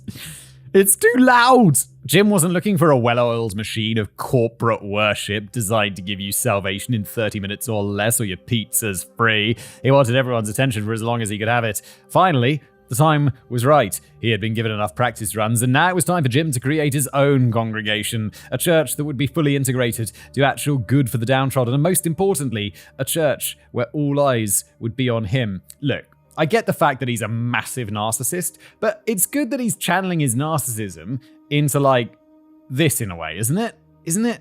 Should I not? I guess I get that I shouldn't be defending Jim fucking Jones, but it's like he's into, like, you know, racial integration way ahead of his time. He's like helping the downtrodden, and it's like, okay, well, at least, you know, his reasons for doing it are kind of shitty, but at least he's doing something good about it, rather than being like, you know, oh, what's his face? The guy from Wall Street, Michael Douglas's character, Gordon Gekko, rather than just being like, well, I'm just going to use it to get rich, baby. Founding the People's Temple. It began one morning in 1954 when Ron Haldeman had a knock on his office door. It was a particularly poor part of Indianapolis, so the office was actually a kitchen that Ron had converted for him and his secretary to work out of. It's depressing. The house was owned by a church, and Ron's job was to provide church services to the elderly people living in the inner city. I used to work in the kitchen. Like, when I first started doing this, I was just like sitting at a desk in my kitchen on a crappy old laptop. And it was so hot. It was so hot. Now I got like an office and shit. I'm like, whoa, fact boy, look how far you've come. You got an office, boy. It's not even small. Ron opened the door and met Jim, who was inquiring about using the space to open a storefront church. Storefront churches were exactly what they sound like, churches run out of offices or storefronts that were run by preachers who weren't affiliated with an actual church. They were really common at the time, at least in Indianapolis, so it wasn't a particularly strange request. The two got to talking, and it turned out that they had a lot of the same beliefs. Ron was a socialist, and so Jim's idea of opening a church called Community Unity, where all the people were welcome, was very appealing. Jim asked a little bit about Ron's history, and in rather surprising coincidence, it turned out that Ron was a Quaker, just like Jim. Wait, Jim's doing that mirroring thing, isn't he? It's like, what are you into? Cars? Yeah, me too. What are you into? Yeah, Quaker as well. What's your name? Ron. Yeah, oh my God, my name's Ron too. Jim told him all about his life growing up as a Quaker and attending Quaker schools, and with that, the deal was struck. Community Unity would be allowed to rent the space and run the services completely free of charge. It's amazing how far a few simple lies can get you, isn't it just? Jim and Marcy began passing out flyers for community. Marcy's like, Jim, you never told me about growing up as a Quaker, and Jim's like, I know. There's a lot I don't tell you, Marcy. We'll discuss it sometime. Not now, Marcy, not now. Don't probe too deeply, old Mars. Come on. Focusing on the poor black neighborhoods, as they were the ones that would be most amenable to the idea of integration and sweeping social reform. Jim had also caught the attention of Reverend Russell Winberg from the nearby Laurel Street Tabernacle. Winberg was familiar with Jim's reputation as a healer, and he invited Jim to make frequent appearances at his church. The appearances went so well that there was talk of hiring Jim to work at the church permanently. However, the church wasn't really into the idea of integration, and Jim had been pretty adamant about not wanting to be inclusive of everybody. Instead, he left Laurel Street poaching about 100 of their parishioners, but he needed more followers, and particularly, he needed followers with some money. He and Marcy were barely getting by, so they needed people who would be able to chip into the collection plate. These people exist. They're called champagne socialists. Just go out and find them. The religious ones as well. Like, they're just like, yeah, I like hanging out with poor people and like giving them money. Just go find those people, Jimbo. You'll be fine. Jim decided the best way to recruit new white followers, oh yeah, probably white as well, because this is the past. Probably also their present, isn't it? What's the wealth divide with racial minorities in the US? It's probably still not right, is it? And by right, I mean fucking equal. Oh my God, the past. It's still the past in so many ways, isn't it? As they were the ones who had money, was to leave Indianapolis on the revival circuit and perform faith healings that would bring people back to his congregation. He knew that these people would only be interested in his magical healing abilities and not his ideas of communism, but he didn't care. Oh, okay, were there not like champagne socialists back in the day? I like that term. It's like, I know it's like derogatory or whatever, but it's like, I don't know. In my eyes, it's quite a positive thing being a champagne socialist, isn't it? Because it's like, okay, yeah, you're quite well off, but you're still like, okay, giving money away and being like, yeah, no, I shouldn't have all the nice shit. Like, isn't that like a nice thing? It seems quite selfless. It didn't matter who he brought to his church originally. If he had enough time with them, he'd be able to indoctrinate them to his beliefs. This also meant that Jim had to begin performing faith healings at Community Unity as well, otherwise these potential marks might lose interest. These demonstrations were as theatrical as the ones performed on the circuit. They couldn't be. Though Community Union was steadily growing in size, the building was not. That meant everything had to be scaled down, and because many of the same people came there every Sunday, it would be harder to use plants without people getting suspicious. At first, Jim would cure small aches and pains, relying on people feeling psychosomatic relief of their pain and castigating them for not believing hard enough if they didn't. I don't feel any better, Jim. You didn't believe hard enough, son. I'm still in the wheelchair, Jim. Believe harder and thou shalt walk again. You won't, though. You're in a wheelchair. It's like, what happens? Oh, I had what are those lumbar things called? L9? T9? T9? Yeah, I had a break on my T9 vertebrae, severed the spinal cord, and Jim's like, you're just not believing hard enough, son. I wish Jim was Southern. Jim Jones wasn't Southern. He was from... Yeah, I don't remember where he's from because I recorded it yesterday. But otherwise, I'd be using my Southern preacher voice all the time, which I love to do. But eventually, he needed to do more. He went back to his old cancer removal trick, though this time it was a bit different. Performing his magic on stage was one thing, but close-up magic is a different beast entirely. The audience would be too close and looking from too many different angles, so he needed to work around. To perform this trick, Jim would select two people from the audience, both of whom were plants. These were regular churchgoers who people knew and recognized and that Jim had trusted to be in on the farce with him. He would send them off to the bathroom together, claiming that he would channel his mystical powers or whatever from the pulpit, allowing the sick person to pass the cancer, which would be retrieved by the other person. What the It's like, yeah, I'll allow you to pass it. Go to the bathroom and expel forth. And Peter, go catch whatever comes out of his bottom. It'll look a bit like a chicken gizzard. Okay, Jim. Why this was supposed to take two people, I'm not sure. I can't imagine going to a church service and seeing the preacher say... Kevin's doing the exact same joke that I just came up with because it's an obvious one. You there, you're going to shit out a cancerous tumor and this other guy's going to fish it out of the toilet and show it to the rest of us. Look, weirdness aside, it still works. The two co-conspirators would go to the bathroom, then emerge with some rotten chicken organs wrapped in a white napkin or a handkerchief, but Jim made sure to warn anybody not to take too close a look. You wouldn't want to breathe in the fumes of this infectious tumor and catch cancer now, would you? You can catch cancer, funnily enough. There's a famous case of a surgeon who's like taking someone's cancer out and he cuts himself and he gets one of the cancer cells in his like cut finger or whatever, and then it grows and he has to have like his finger taken off or something like that. And he's a surgeon, he needs those fingers. The faith healings helped grow the congregation, but Jim needed to do more when he visited the local black churches. They all seemed to be preaching the same sort of message. It was a lot of stuff like, I know times are hard, but we must remain strong in the face of adversity and prejudice, and eventually we'll all find eternal happiness in the kingdom of heaven. Lots of quoting of scripture. That's normal church stuff, but it wasn't the sort of message he wanted to preach. He didn't want to offer people a better life in heaven with the sky god that he didn't even believe in. Oh, sky god, I call it a sky man. It's with the sky god that he didn't even believe in. He wanted to make their lives better now. There's a lot of Jim Jones where I'm like, yes, Jim, let's go. It's also because I don't believe in the sky man. I'm kind of like, well, someone was like, don't worry, all of the misery you're experiencing now will be rewarded in heaven.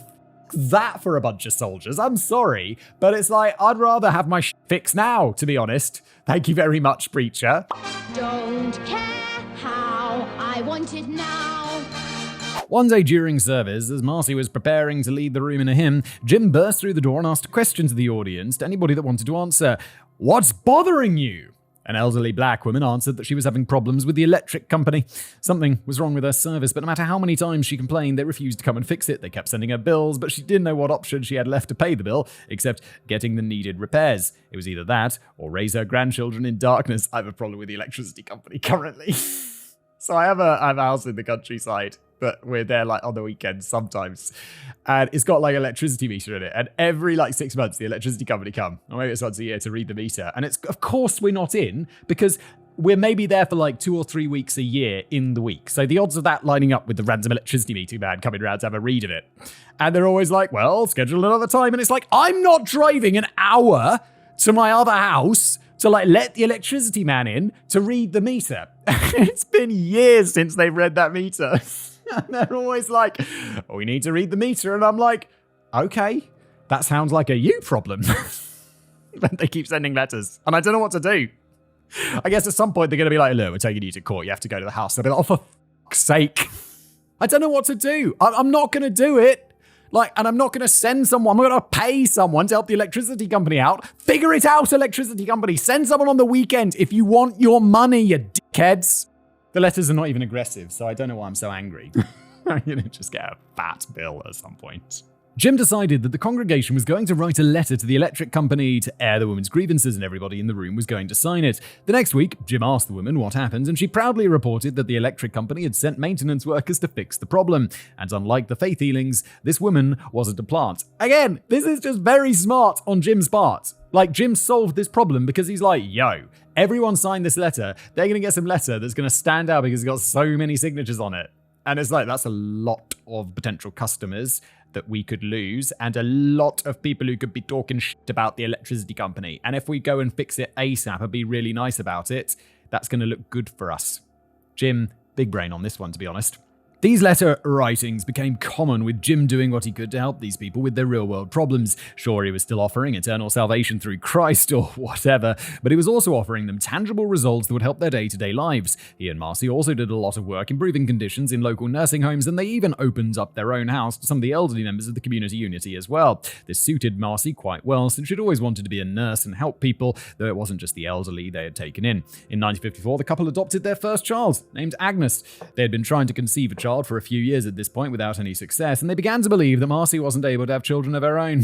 Jim's like, it's you, Marcy. It's all you. My boys are swimming hard, Marcy, you barren witch. Jim's probably really nice about it, because he's like the king of manipulation, isn't he? He's probably like, it's my boys. I just can't say that publicly. People were thinking I've been punished by the sky god. Agnes was a 10-year-old Native American girl in the first addition to Jim and Marcy's rainbow family. Their words, not mine. Community unity continued to grow, and by 1956, they needed a bigger building. Jim didn't want to rent a space anymore. He wanted his own church, so he wound up purchasing a building in one of the more racially diverse inner-city areas in Indianapolis. He decided to name his new ministry Wings of Deliverance. Then he noticed the word temple was already engraved into the bricks outside the building, so he renamed his new ministry People's Temple. Pretty smart. Don't have to get a new sign if you do that, do you? In addition to the new church, Jim also created a soup kitchen that provided free meals to anyone who needed them, and a home for senior citizens that might actually have been nicer than his own house. There's still a lot of communist messaging in the things Jim said, and he made sure that people knew the senior homes was built on the basis of from each according to his ability to each according to his need. The least subtle quote possible. I don't think I'm like a socialist. I've got some leanings towards that, like healthcare and food and should be provided for people. If you're hungry, how about we give people some food? If your leg's broken, how about people pay to fix that? But this is quite, I don't think I'm radically any particular way. And this is just nice I like that saying. It sounds like something Spock would say, from each according to his ability to each according to his need. It's yeah, cool. Not only was he providing food, clothing, and shelter to many people who desperately needed it, he was providing jobs as well. That soup kitchen and seniors' home weren't going to run themselves, especially after Marcy helped Jim through all the logistics of setting up a corporation to take control of several more nursing homes. This meant Jim was able to offer employment to people and help keep everything running. People would come to People's Temple with nothing, they could be homeless and recovering from substance abuse issues, and Jim would give them a life again. But that's a double-edged sword, because it also meant that those people would feel like they owed their lives to him. I don't have a huge problem with this. I'm yo, if I'm homeless and desperate and I go to this place and this preacher is well, I'll help you out with this, with that, and with this, and then I get a job and my life goes on an upward trajectory, of course I'm going to feel indebted to that person, and I'd hope that I can repay that at some point. That's not weird. That's just karma. Although Jim's going to be well, what I need you to do is come down and join my cult, and then... Well, we know how it ends, but let's not spoil it. They came to him with nothing, were given food, clothing, and work. How could they possibly turn their backs on him? Jim also tried to get involved in local politics and bring about change on a larger scale, but he was really bad at it. His main skill, in terms of manipulating people, was empathy. He would understand how people felt and what they valued, and portray himself as having those same values and being able to solve the problems that mattered to them. Jim was most likely what many modern psychologists would refer to as a dark empath, somebody with both dark triad personality levels, traits, and a high level of cognitive empathy. However, this trick wasn't going to work on politicians. He wasn't going to get anywhere trying to rely on personality alone, especially since he didn't know the first thing about politics or business. Jim was used to making demands and being charming, two tactics that are absolutely useless in the face of government bureaucracy. It's like that classic scene in the movie where someone's like trying to charm like the person who works at the DVLA or the DMV or whatever, being like, "Morning, how's your day going? Paperwork, please. Computer says no." Wazowski, you didn't file your paperwork last night. And it's like, bureaucracy, yes. Luckily, he had a secret weapon. Marcy's family was politically savvy and her father served in office, so she understood how things were done. While Jim couldn't tolerate being at any meeting at which he was not the main speaker, Marcy would quietly attend all of the town hall meetings and take notes. She'd also take copies of all the proposals and read through every word of fine print before coaching Jim on exactly what to say. The plan worked, with Jim able to successfully lobby for a number of meaningful changes to the city. Marcy didn't really get any of the credit for this, despite it being entirely her work, but she didn't care. For the first time, she finally felt like they were a team, like they were equals in their marriage. Jim understood how people worked, and Marcy understood how business and politics worked, and together, they maybe would be able to accomplish great things. Up to this point, Jim had mostly been a force for good. He was a narcissistic and manipulative piece of shit. He was doing things for all the wrong reasons, but he was still genuinely helping people. Yeah, I'm like, okay, he's like dark, triad, empath or whatever, but he's doing it for the wrong reasons, but at least he's helping people. Kind of down with it. I mean, what else is he going to do? Become like Gordon Gekko? Like, cool, go for it. He was an ideologue that believed in his version of communism and in racial equality, and his unwavering commitment to that ideology caused him to improve people's lives in a very real way. But the only thing that Jim cared about more than spreading communism was himself. His actions were less about the cause and more about the personal attention that he'd receive for all of the things he accomplished. However, Jim was about to meet somebody that would open his eyes and show him what his life could be like if he started looking out for number one. Uh-oh. You can call me God. Uh-oh. Throughout his travels on the revival circuit, Jim had heard tell of the International Peace Mission movement out of Philadelphia. It had been founded by Reverend Major Jealous Divine. That's a real name, Major Jealous Divine. That is a fake name if I've ever heard one, which is obviously not his real name. Boom, big brain. Jealous Divine. Who would choose the name Jealous? Like, what's your name? Prick. Like, why would you choose a negative word? It's like, I'm just changing my name to Prick Whistler. Why? Why would you do that to yourself? His origin is shrouded in such mystery that nobody actually knows his real name. The FBI's file on him referred to him as George Baker, aka Father Divine, aka God. But the real name, George Baker, was just a guess they put together from a 1930s newspaper clipping. Nobody knows for sure. George Baker is a very boring name. No offense to everyone called George Baker, but it is like very generic. So he's like, what's your name now? I'm Jealous Divine. There are a lot of rumors about Peace Mission, specifically that it was a harem run by a demonically possessed immoral person, as Jim put it. Okay. Nevertheless, Father Divine seemed to be succeeding at what Jim wanted. It created a large following that enjoyed communal living and complete racial integration. In 1956, Jim's curiosity got the better of him, and he requested a meeting. Because Jim had been making a name for himself and his congregation, Father Divine invited him to come to Philadelphia and see Peace Mission for himself. As soon as Jim arrived at Father Divine's home, he was awestruck. He and Marcy had been living in a modest home, barely able to support the People's Temple and its activities from the church's tithes. But Divine lived in a goddamn mansion. He's like that guy, the guy on the plane. He's like, why do I have a private jet? Because I don't like flying with demons. What do you mean by demons? I mean the other passengers. COVID-19! COVID-19! Oh, God. His property occupied 72 acres and was complete with a swimming pool and tennis courts. His mansion had a full staff of female worshippers ready to do anything that their leader desired. Jim realized he'd been doing everything all wrong. He's like, I want what that jealous guy has. I'm jealous of jealous. Yes, he wanted communism and equality and all that good shit. But more than that, he wanted to be Father Divine. Peace Mission had hundreds of thousands of followers. Holy shit.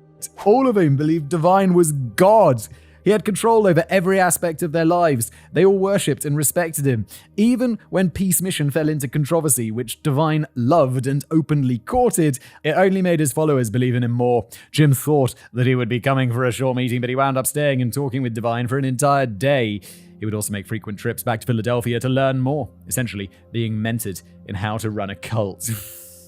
I mean, it's a grift, isn't it? It's such a fucking grift. Like these televangelist preachers, they're like, all you need to do, phone 0900 986 986 and stay on the line for 10 minutes and I'll get all your money. It's like, oh, don't do it. Don't do it. They're not your salvation. If you believe in the sky man, there's better ways. Just go to the church on the corner. And don't let them take 10% of your shit. What the fuck's up with that? Jim was a quick study, and he immediately began putting his lessons into practice. First, he had to ditch his drab clothes. Father Divine wore the finest tailored suits, and if Jim wanted to be just as successful, then he needed to look the part.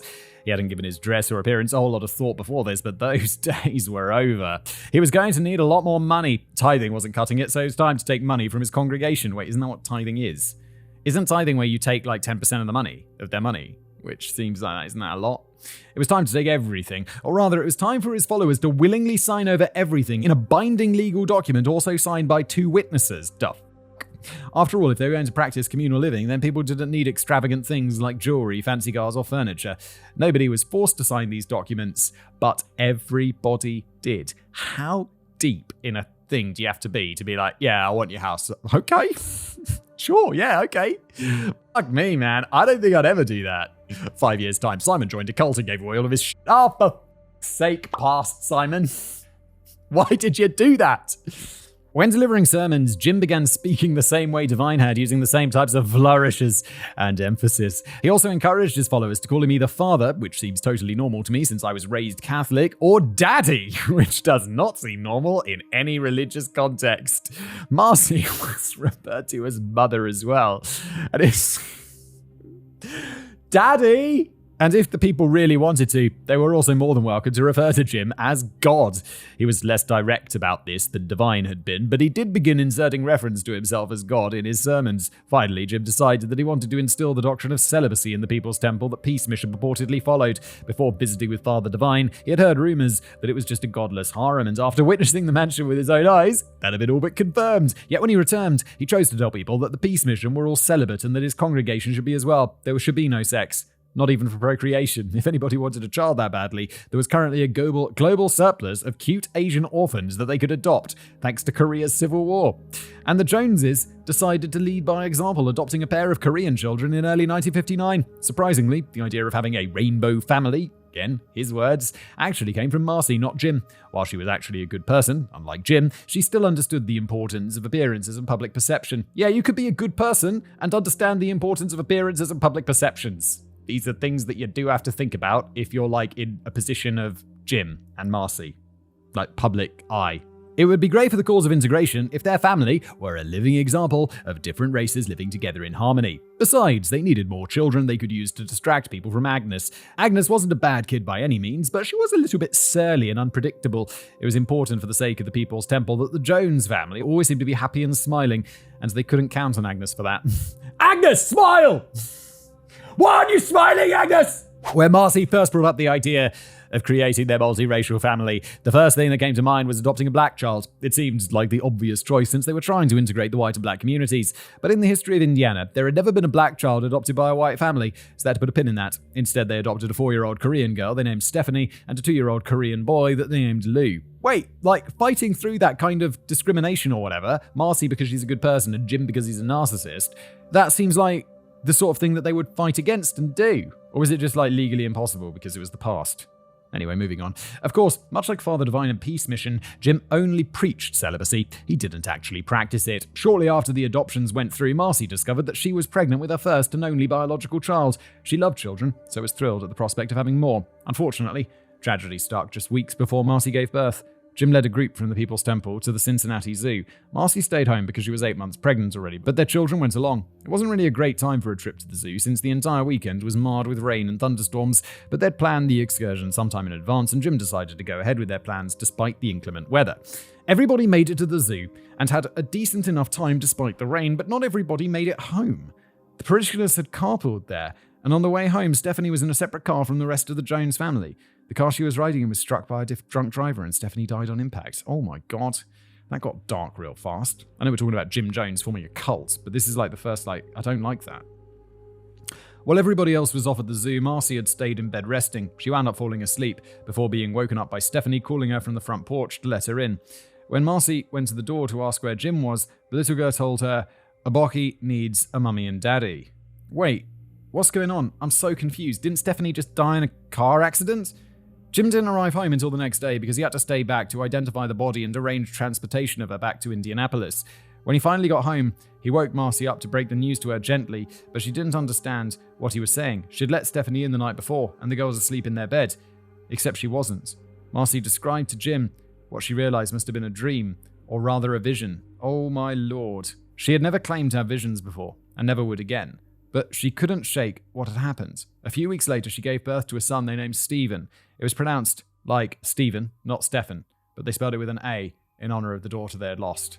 Still, Marcy couldn't stop thinking about the vision she had had. She and Jim decided to contact the adoption agency, and they discovered that Stephanie had a 6-year-old sister named Aboki who was still in the orphanage. Wait, wasn't that the girl she... I think she's lying. I don't think this was... She's, obviously... I don't know, I don't believe in visions and stuff, so I don't think she got the name right. They adopted the girl and called her Suzanne. Aboki, your name is now Suzanne. What the fuck? That's the story as Marcy told it her entire life, and she certainly seemed to believe that the story was true, though what really happened is a bit harder to say. We could immediately rule out the idea that she had a vision because that stuff isn't real. Kevin and I, same page. What most likely happened is that Jim was well aware that Aboki existed. It's already well established that he had an incredible memory for people and names, and it's extremely likely that at some point in the adoption process, there would have been some form somewhere that mentioned the girl they were adopting had a sister who was also available for adoption. I don't know how it was in the 1950s, but today it honestly would be weird if her sister wasn't ever brought up. Hell, in most states in the US, siblings separated by adoption are given legal visitation rights to see each other. Oh, that's nice. And if Jim already knew about Aboki, then the rest would have been extremely simple. Even on a person's best day, it's frighteningly easy to implant false memories. Sprinkle in some severe emotional trauma and a little bit of pregnancy brain to the mix, and Jim would have no problem convincing Marcy that she'd had this vision. Things continued going well, with People's Temple growing both in size and political power. In order to increase his control over the congregation and to further deify himself, Jim would pull stunts like planning fake assassinations. Someone would be hired to fire at him with blanks, only for Jim to survive through his divine healing powers. The day after an alleged attempt on his life, he would deliver a sermon for hours on end while holding up a bloody shirt and showing the lack of wounds on his chest to prove that he healed himself of these wounds. But he wasn't just pulling stunts for his own benefits. I mean, he totally was, because everything he did was motivated by his own selfish desires, but he was also still doing things that would help the community as a whole. Jim would show up at restaurants at extremely slow times, walking in and asking if anyone could accommodate his party of 50 or more people. The restaurants were eager to oblige, since Jim was a prominent religious and political leader, and their businesses were basically empty anyway. Of course, if these people were able to recognize Jim as an important public figure, they probably should have been able to guess what was about to happen. Once they agreed to serve his party, he would invite scores of his black followers into the restaurant to be seated. The restaurant owners would try to protest at first, but Jim would make quite a scene, and they always gave in eventually. This was ultimately to their benefit, as Jim would then promote these restaurants as being friendly to all races and working alongside People's Temple. Cool, I like it. So much of this, Jim Jones, good move. Wrong reasons, good move. In addition to his activities in Indiana, during this time, Jim continued to appear on the revival circuit to attract new recruits. It was during one of these trips to Ohio that he met a woman named Patty Cartmel. Patty instantly fell in love with Jim and would have done anything for him, but he wasn't willing to do the things that she wanted. Not because he was being faithful to Marcy, of course. Marcy had a number of health problems that impacted her physically. I know that she had asthma and rheumatoid arthritis, but there seemed to have been other unspecified problems as well. Jim used this as an excuse to fulfill his sexual desires with other members of the People's Temple, since Marcy was no longer able to satisfy him. Oh, Jimbo. Oh, you're really doing the cult leader thing, aren't you? You're leaning hard into the cult leader thing. I'm sure this would have happened anyway, because cult leaders are going to cult. Kevin and I, same page. But this sort of gave him some sort of justification in his mind. But Jim couldn't do these things with Patty. He thought she was far too fat, which is somewhat surprising since he didn't seem to be overly selective with who he slept with. Mostly, it was an adult woman, but there were adult men and underage girls as young as 14 thrown into the mix. What the fuck? But while he wasn't willing to sleep with Patty, he was willing to exploit her devotion and give her plenty of responsibility in the church, such as keeping track of Jim's schedule. It's fucking weird, isn't it? 1961 was going to be a pivotal year for Jim and the People's Temple. First, he and Marcy adopted another child. It had taken them 2 years to work it out, but they became the first white couple in Indiana to adopt a black child, a son, who they named Jim Jones Jr. Okay, cool, so they did it. Personally, I'd have thought this would be a slap in the face to their biological son. It's the sort of thing that I would have expected to cause a lot of resentment, but Stephen and... The spelling is going to throw me off so many times. But Stephen and Jimmy Jr. got along really well, so good for them. Wait, I don't think to adopt is not a slap in the face to you're not doing it because you're not happy with your existing children. You're doing it because it's like a good thing to do, isn't it? Children are complicated though. They could not understand that. Besides, by the time they were finally adults, I suspect neither of them would have wanted to be Jim Jones Jr. Oh, I see. I'm sorry, the name. Kevin's like, I'm talking here about adopting children. And I'm like, that's a bit of a weird take, Kevin. But then it's just because of the name. I'm stupid. It's the name, obviously, he's talking about. It was a new paragraph, Kevin. That's why I got confused. I'm sorry for doubting you. Jim was also appointed as the director of the local Human Rights Commission by Indianapolis Mayor Charles Boswell. Charles told Jim to keep a low profile and not to instigate any racial issues, which was a silly request to make. It was like those restaurant owners all over again. If Charles knew who Jim was enough to appoint him to this position, he should have known exactly what he was going to do afterwards. But perhaps the most important development of 1961 was that Jim started becoming a paranoid lunatic.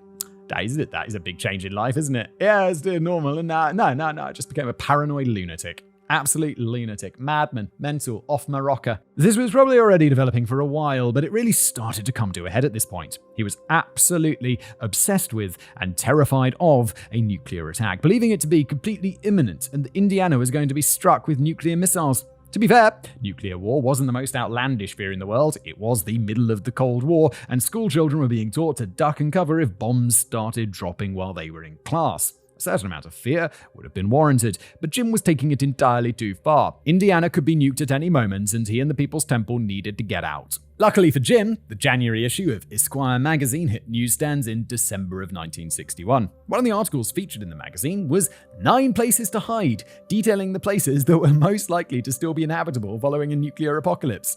This was the exact solution that he was searching for. It's like, oh my god, yeah, 9 places? Great, let's just pick one. Jim, the article's supposed to be entertaining, not a travel fucking guide. Of course, I do have to question the methodology in this article. While Guadalajara, Mexico isn't the first place I'd expect to be targeted with a nuclear strike, if I had to list off random cities in Mexico, it would be near the top of the list. Instead of Guadalajara, I'd think 9 places to hide would be better, choosing obscurer places like Cox and Hole, Honduras. There's really a place called Cox and Hole, like Cox in Hole. Ah! However, many of the locations listed in the article were in the southern hemisphere, but the one that seemed most appealing to Jim was Brazil. The country had nearly completed its journey to military authoritarianism, so he felt that the government would be more amenable to his church setting up their communist settlement. He decided to pack up his family and a small group of members from the People's Temple and head off to Brazil. It's a big life change. On the way to Brazil, they made a pit stop in Georgetown, Guyana. I don't know if it was a planned trip or if they'd taken a connecting flight from Guyana to Brazil, but either way, Jim really loved it. He had a socialist government that should be fully accepting of him building a communist paradise, and it was still pretty close to Brazil, so maybe they'd be safe from nukes there as well. The only problem was, there was a bit too much political upheaval at the time for his liking. Guyana wouldn't become fully independent from Britain until 1966, so for the time being, Jim decided it was best not to attempt to set up shop there. Instead, they would continue to Brazil, and maybe they'd relocate there later if needed. What Jim hadn't counted on was that Brazil was already full. It was completely oversaturated with missionaries as it was, so there wasn't any room for the People's Temple to try and move in and stake a claim. Jim tried to gain full-time employment with one of the existing missions, but he was unsuccessful. The whole journey was a bust, and in late 1963, after nearly 2 years in Brazil, they all returned back home to Indianapolis. But what they returned to wasn't what they left behind. He spent 2 years trying to do this. He's really, persistent. People's Temple was in shambles. To start, they had been directed to send almost all of the church's income to Jim in Brazil, meaning that they didn't have enough money left to stay afloat. Many of the followers had abandoned the church as well. Jim assumed that everybody loyal would be unwavering, but it turns out that it's hard to have a cult without a cult leader. Without Jim there to deliver his sermons and perform miracles like faking his own assassinations, People's Temple just wasn't the draw it had once been. Membership had dwindled to barely 100 people in his absence. 100 people 2 years later, no, I still love Jim. I still send him all my money. I'm working hard for Jimbo in Brazil. And what the fuck? It also didn't help that progress kept moving forward in Indianapolis. There were many people outside the church who believed that all the social change and steps towards integration that took place in the 1950s happened entirely because of Jim, but things kept happening while he was gone. It turns out that Jim Jones wasn't nearly as important to Indianapolis as he believed he was, and this was entirely unacceptable. As far as he was concerned, Indianapolis could go fuck itself. But first, he would have to rebuild, and the first step in rebuilding was explaining to his followers that had remained why he came back, instead of having them all just join him in Brazil.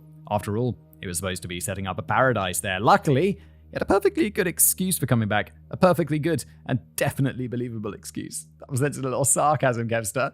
Jim was trying to help out an orphanage in Brazil by raising money for them. The wife of a diplomat offered to donate $5,000 to the orphanage, but only if Jim would sleep with her. That sounds real.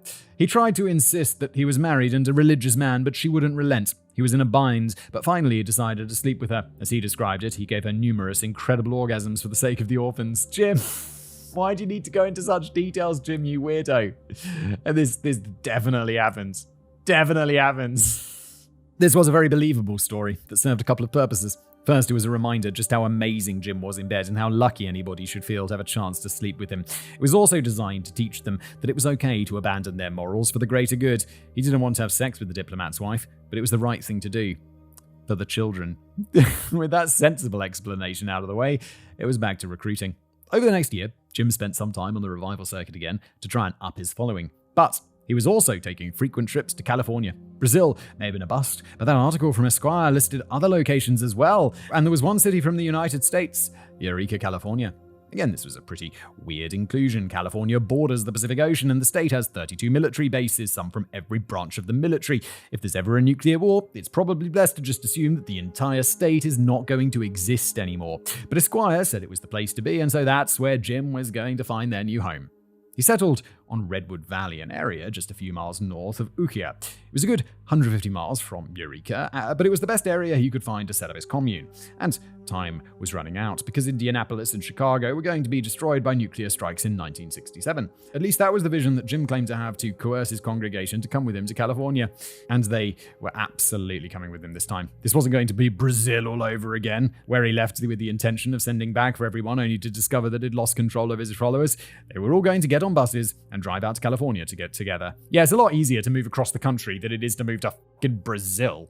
It's not like it was that far, just a 34-hour drive with no stopping. That was barely long enough for Jim to finish one sermon. In 1966, buses carrying about 140 of the People's Temple most devoted followers joined Jim and his family on the move to Redwood Valley. A new kind of crazy. Once the People's Temple established its agricultural commune in California, things started to take a sharp turn. Jim had a close inner circle as cult leaders want to do, but it was time to make the positions more official. He created a small group called the Planning Commission, filled with his most trusted allies. Jim had exhibited a lot of behavior that I might call questionable at best, but it was through the use of the Planning Commission that serious abuses started taking place. Every aspect of people's lives was to be controlled completely by Jim, and his will would be enforced by the Planning Commission. They would go undercover as spies to make sure that nobody was talking shit about their leader, and punishments were harsh for anybody who dared to speak out or tried to rebel against Jim and the leadership. They could be forced to work longer hours, have their rations cut, or even be publicly ridiculed and beaten. I feel like this is definitely illegal. Definitely, I mean, the beaten part for sure. But controlling people's food, forcing people to work longer hours, those sound like crimes. These public castigations became a popular form of control, with the entire congregation having to take part. Ever since he met Father Divine, Jim had been leaning into the idea of everything being us versus them. This is common. This is how they do it. They're you create an enemy. It's a popular tactic among cults and political parties, there we go, and who the them was, according to Jim, would change depending on his needs. It could have been the Klan, the Nazis, or the US government. Though California is generally regarded as a very liberal state, the area where the People's Temple moved was not. Yeah, California's there's lots of liberal areas, but there's also if you go further into California, it gets fairly red, doesn't it? There was a lot of disdain from the locals about the sudden influx of black residents to the area, and Jim had been able to use that to bring everybody closer together by making the locals them. But now it was the members who would speak out against Jim's divine leadership. It was they who were now the evil them that the People's Temple had to fight against, and it was everyone's duty to make sure that everyone stayed in line. Also, signing over assets to the church was no longer optional. All members were required to sign away their assets, and those that had jobs outside the commune had to sign over their wages to Jim. He also controlled people's sex lives and even who they were allowed to marry, which we'll get to in a bit. Like classic cult playbook, isn't it? But despite its brief flirtation with celibacy, the People's Temple had become a lot more sexual as well. Jim had become completely obsessed with sex, and he no longer was relying on his charm and exploiting his position of power to seduce women. Now he required any woman he chose to sexually gratify him, regardless of whether or not she was married. Once they had located to California, Jim had also started getting heavily involved in drugs. Throughout most of his life, he rarely slept. It was actually something he prided himself on. Going all the way back to when he was in high school in Richmond, Jim simply didn't have time to sleep. He would go to school immediately, come home, do his homework, and then go to his job at the hospital before school the next day. I have a mate who just, it's very rare, genetically, but some people need to sleep less. And this guy just is like, no, just 5 hours. Just I wake up after 5 hours and I just can't go back to sleep every time, my whole life. And I'm like, God damn, am I jealous of that? What I wouldn't give for 2 or 3 extra hours a day. Wow. In those days, he was lucky to get 3 hours sleep, and this habit had continued with him throughout his life. But he wasn't a teenager anymore. Jim was now 35, and just like the rest of us, he began to realize that his body couldn't handle that sort of schedule anymore. Some of us take the sensible route of sleeping more, but he decided to adopt the Elvis diet instead. That's methamphetamines in the morning to wake up and Quaaludes at night to go to sleep. Not only was Jim barely getting any sleep, but he expected the same from his followers as well. They could work all day, either at their jobs or in town or on the communal farm doing hard labor, and then they'd listen to Jim give sermons that were 5 or 6 hours long every single night. That sounds tiresome. What the f*** are you talking about for 5 or 6 hours? I go on plenty of tangents. There's no way I could just come up with 5 to 6 hours of stuff to talk about every single day. Wait. It's kind of what I do. But I got writers. Jim doesn't have writers. Everybody was expected to stay standing during the sermon so that they could pay better attention, and the doors were locked so that nobody could try to leave. That, standing up for that long. The lack of sleep became a point of pride among members of the People Temple. When they spoke to one another, it was like a competition to see who had gotten the least sleep. If you said you got 2 hours sleep, someone would one-up you by saying they only got an hour and a half. It was seen as a test of devotion, ignoring the physical and psychological effects that operating on essentially zero sleep has on people. Among those effects, of course, is making them much easier to control and manipulate. Jim wasn't freed from the effects of sleeplessness either. He may have had drugs to help him control when and how much he slept and to keep himself alert, but his paranoia began to reach all-time highs. Yeah, it might have something to do with the methamphetamine, maybe. His sermons were also becoming less and less about God and the Bible, with it changing to him almost exclusively preaching about communism. But one of the more noticeable and iconic changes to Jim was his bloodshot eyes. Of course, you've probably never seen a picture of him with bloodshot eyes, and that's because virtually every picture of him after 1971 shows him wearing sunglasses, even indoors and at night. This is when I picture Jim Jones in my mind, he's wearing sunglasses. This was done to hide how red his eyes were, but he had a different reason that he gave to his followers. Jim had become so holy, so godlike, that to gaze directly into his eyes would kill a regular mortal. Anyway, now that the People's Temple had relocated to Redwood Valley, it was time to work on recruitment and expansion. His numbers had dwindled to little more than 100 before the move, so he needed to attract more members. When Martin Luther King died in 1968, Jim saw an opportunity, traveled to San Francisco, where one of the largest black churches was holding a memorial service so that he could help out. And the best way he could think of to do that was to recruit the mourners to the People's Temple. This was a common tactic that Jim had used to regrow. The revival circuit had been effective out in the Midwest, but in California, it was easier for him to just target other churches and try to poach their members with his communist messaging, and of course with the demonstrations of his mind reading and his healing abilities. Marcy! More gizzards, Marcy!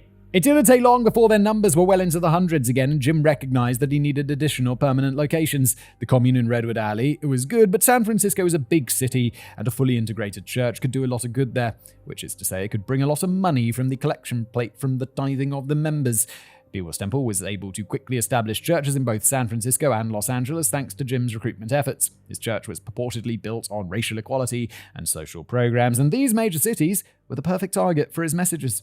In Los Angeles at the time, it's estimated that 60% of the residents were on welfare, living in ghettos. Good Lord, 60%?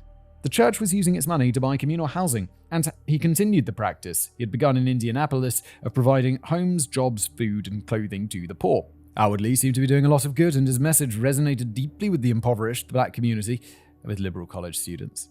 The public perception of the People's Temple was so positive that the San Francisco church began bringing in thousands of dollars in donations each service. By the mid-1970s, that number would grow to about $10,000 per week from San Francisco and as much as $25,000 each week from Los Angeles. However, Jim had a plan for this money. Besides just enacting the social programs he promised congregants, he needed to travel across the entire country, spreading his message far and wide. But he had already seen what could happen to his church if he wasn't there. These trips weren't going to be nearly as long as his 2-year visit to Brazil, but he was much more paranoid now, and he wasn't willing to take any chances. To make sure nobody could abandon him during his travels, he purchased a fleet of about a dozen decommissioned Greyhound buses so that the entire commune could travel with him. This is crazy shit. We'll get to how these trips went in a moment, but in 1968, before the buses were purchased, Jim made a new friend. He encountered Larry and Carolyn Layton, who were walking down the street trying to pick out a new church. They're like going church shopping. Jim was in the car with his family and offered them a ride, so it only made sense they should come to his church for a service. Carolyn was instantly hooked. She loved the lively atmosphere of the church and especially loved the social messages of equality and inclusiveness. She absolutely wanted this to be their new church, and Larry's opinion wasn't particularly important because she was in total control of their marriage. It was decided that the People's Temple would be the Layton's new church, and Carolyn became enamored with Jim and the causes that the church was fighting for. And I understand why. This is like that soft entrance to the cult, right? Isn't that what like Scientology does? Where they're like, yeah, just come for a reading and we'll tell you what's wrong with you. It's no pressure. We just want to tell you what's wrong with you. You don't have to join Scientology. Just see what we're about. And whatever, like plenty of places do this, plenty of cults do this, plenty of churches do this. And then you get a bit deeper in and you're like, oh, I see. Oh my, but by that point you're hooked. Carolyn had always been a very serious person, and most people saw her as cold and distant, but Jim saw something else in her. In 1969, Marcy's back gave out and she was bedridden for months. Jim needed a replacement and he wanted it to be Carolyn. She was a lot like Marcy, intelligent and unwaveringly dedicated to the cause of social reform, but Carolyn was much more flexible, both physically and morally. Ever since giving birth to Stephen, Marcy had been unable to have sex with Jim regularly. In Carolyn, he saw a new partner, somebody that could do all the things that Marcy did and more.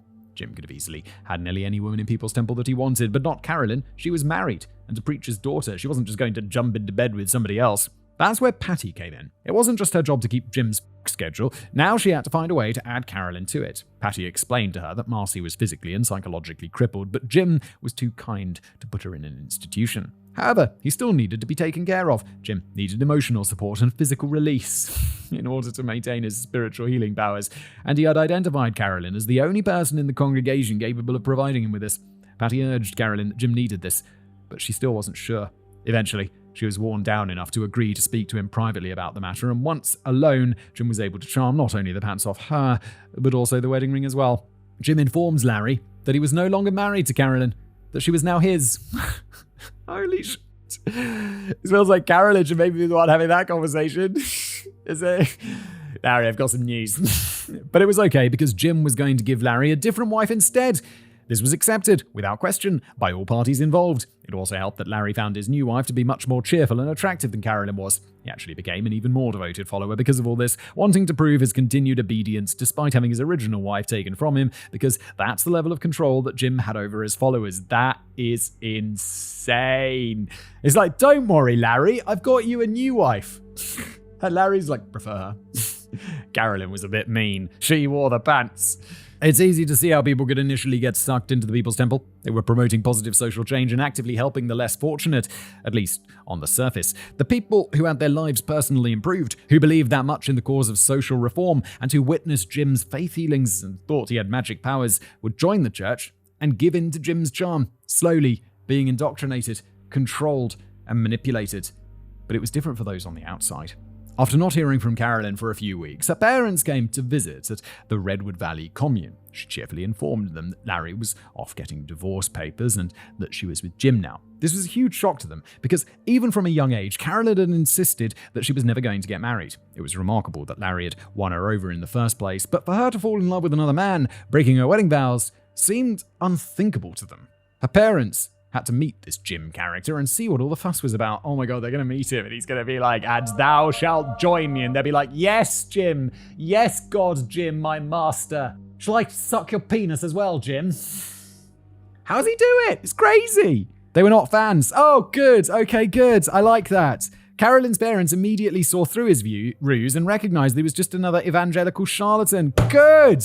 Big brains right here. This was a remarkably common reaction people had when meeting Jim. He would never boast a following of hundreds of thousands like Father Divine had, and the majority of people who met him could see exactly who he was. Oh, okay. Unfortunately, Carolyn's parents didn't want to press the issue. Carolyn could be stubborn and hard-headed, and if they pushed too hard against Jim, they felt that they may lose contact with their daughter entirely. This just left the matter of Marcy. Jim had been exploiting his position of authority for sex for years, something she was almost certainly well aware of. But it had always been just sex. Carolyn was something different. He treated her as a partner, confiding in her, and treating her as his right hand in the church. He also spent alternating nights at home with Marcy and with Carolyn. Obviously, the children were going to notice, so Jim sat them down and explained that their mother didn't satisfy him sexually anymore, and that Carolyn was going to be his new special lady friend. Holy sh! How old are your kids? I don't think that's a conversation you should have with you. Your kids could be in their 30s and you don't want to have that conversation. What are you doing, Jim? That's not exactly a typical conversation for a father to have with his pre-teen. No, it's not. Children, but Jim had always been needless and graphically open with them about sex, so this was par for the course. It's a bit fucking weird, isn't it, Jimbo? Starting this relationship was a huge risk on Jim's part. He was still having people call him and Marcy father and mother, and Marcy was extremely popular within the church. Yeah, it seems that because Marcy's actually a nice person. She was popular and well-liked enough that were she so inclined, she might have been able to challenge his leadership and taken the People's Temple for herself. If she came out and revealed the truth about Jim's adulterous relationship with Carolyn, it could have destroyed them. Unfortunately, Marcy's devotion to the cause was too strong, so she chose to suffer in silence. Carolyn was part of the planning commission now. Jim's inner circle, which meant she had to be there for his first practice run. At the meeting of the planning commission, everyone was handed a styrofoam cup of wine and told to drink it. Oh my. I see. I was like, practice one? What practice run? And I'm like, oh no, there we go, because I know how the story ends, and so do you. Alcohol was strictly forbidden within the People's Temple, but they grew just enough grapes on the commune to make a small batch of wine, and the commission was being allowed to have it as a special treat. About 5 minutes after they drank it, Jim informed them that they'd all just been poisoned. There was no antidote, and that they had an hour to live. He wanted to see how they'd respond, and surprisingly, nobody beat the shit out of him. Patty was actually the first to react, screaming and trying to run out of the room. Another man, one of only 2 others in the room Jim had let in on his secret plan, began firing at her with a pistol. The gun was full of blanks, but she immediately dropped to the floor. Everyone else just sat in their chairs, talking about death and how disappointed they were that they weren't going to get to see the church's plans go through to completion. They were disappointed, but not a single person actually seemed mad at Jim, which, cult leader or not, seems pretty fucking bizarre. You know, it does, doesn't it? Someone was like, oh yeah, you've been poisoned, you got an hour. I'd be like, oh, for fuck's sake. You dickhead, come over here. I'm going to beat your face in. After about 45 minutes, some people started to claim that they felt faint. Jim asked them to describe their symptoms, listening intently for a few minutes as they described the feeling of their organs failing. He then gleefully informed them, it's just a prank, bro, and that there was no poison. They were all completely fine, but they had faced death head on. They had proven their loyalty and shown that they were willing to fight for the cause even in the face of certain death, which meant they had nothing to fear. Jim's bizarre experiment had been a success. Like I said in the introduction, people often refer to the Jonestown Massacre as a mass suicide, but that's not really correct. It was mass murder, and Jim was already preparing for it nearly a decade beforehand. If he was able to pull off this prank with his closest supporters, perhaps he could do the same thing with a much larger group.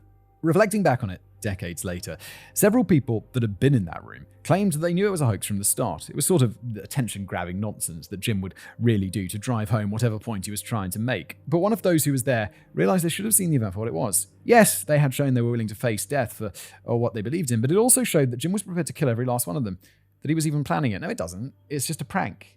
Now, with perfect hindsight, yeah, you could be like, well, holy shit. But, like, that doesn't mean he was actually going to do it. Things continued as normal, or what passed for normal for the People's Temple. Using his fleet of buses, Jim would travel the country trying to recruit people. Not only did having the entire congregation on the buses with him mean that they couldn't escape or abandon him, it was also what about their jobs?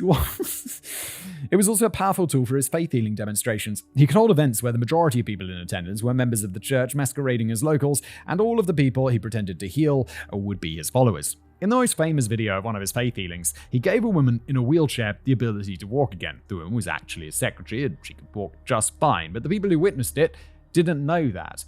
They believed they had witnessed a miracle. Of course, there's a pretty obvious question you might have here. If the entire church was now in on the scam, why did they still believe in Jim's ability to heal people? The answer is that obviously he really didn't have magical powers, he just had to save his real powers for more important things. People are dumb. They're not dumb. People are just easily manipulated. That is wild. He's like, no. I mean, of course I have powers. I just can't waste all this shit. We gotta save it for like the big stuff. Marcy, more gizzards! It was okay for them to lie and recruit others if it meant Jim would get to do his real miracles later on. It was around this time that he also gave one of his most famous sermons. In it, he decried the Bible and the supposed sky god, tossing the Bible across the stage and waiting for lightning to strike him. He told the audience that the Bible had been holding people down for thousands of years, and that it wasn't some sky god that they needed to care about, but God here on earth. Jim then said to the audience, "If you see me as your savior, I'll be your savior. If you see me as your God, I'll be your God." That sort of rhetoric isn't concerning at all. I am your God! It's like some Stargate shit where those like ancient Egyptian ghouls are like, I am your God. It's like, fucking hell. And people are like, yes, master. But it's also not what most people saw. Unless you were already in the church, you weren't going to hear Jim's insane sermons. Instead, you'd see the People's Temple dedicated to public works and social programs. And that's exactly what caught the eye of attorney Tim Stone. Tim had been a deputy district attorney in Ukiah, which was where he first met Jim. They first met when somebody recommended that Tim seek out the People's Temple to help renovate the Mendocino County Legal Aid Office in Ukiah, where he was working. Oh my God, America's got some... These are difficult to pronounce. I don't know if I'm getting it right. I'm just guessing. Tim did, and he was immediately impressed by the hard work that the People's Temple did. He began sending people to People's Temple for drug counseling and marriage counseling, and he was consistently impressed by the good deeds of the church. It wasn't just the grunts, either. Tim had personally witnessed Jim Jones on his knees, scrubbing toilets. He may have been a lawyer, but Tim was still a man of principles. He provided legal representation for hippies and black militants, and had even met his wife, Grace, at a protest march. Then he met the People's Temple, and saw what they outwardly embodied. They certainly seemed to be living the socialist dream, leading the fight for equality by example. It was hard for him not to be won over and join the church as their official legal counsel. All these fat cat politicians wanted to talk a big game about social change while just lining their pockets with donations. But Jim was actually out there, living what he preached and trying to make a difference, while lining his own pockets with donations. But being legal counsel for a cult is a lot of work. Tim was absolutely buried under paperwork, being run completely ragged.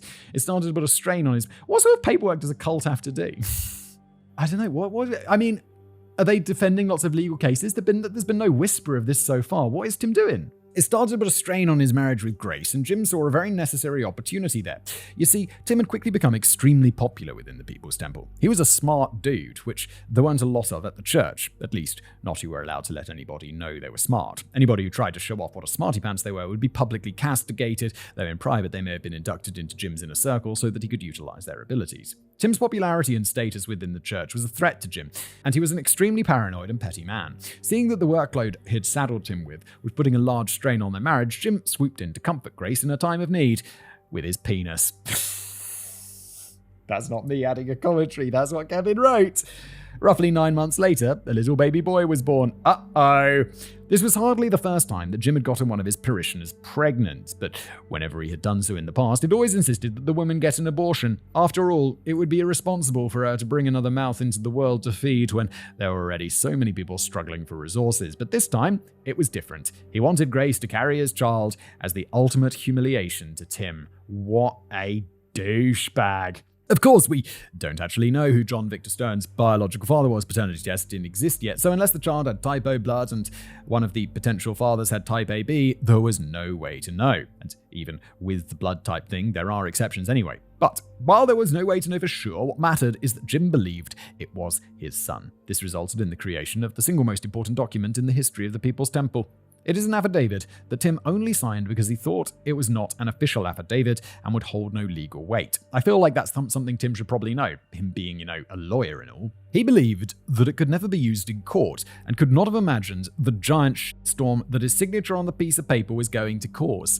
What does this say? Okay, so the document read, it's a big quote here, "To whom it may concern, I, Timothy Oliver Stone, hereby acknowledge that in April 1971, I entreated my beloved pastor, James W. Jones, to sire a child by my wife, Grace Lucy Gretsch Stone, who had previously, at my insistence, reluctantly but graciously consented thereto. James W. Jones agreed to do so, reluctantly, after I explained that I very much wished to raise a child but was unable after extensive attempts to sire one myself. My reason for requesting James W. Jones to do this is that I wanted my child to be fathered, if not by me, by the most compassionate, honest, and courageous human being the world contains.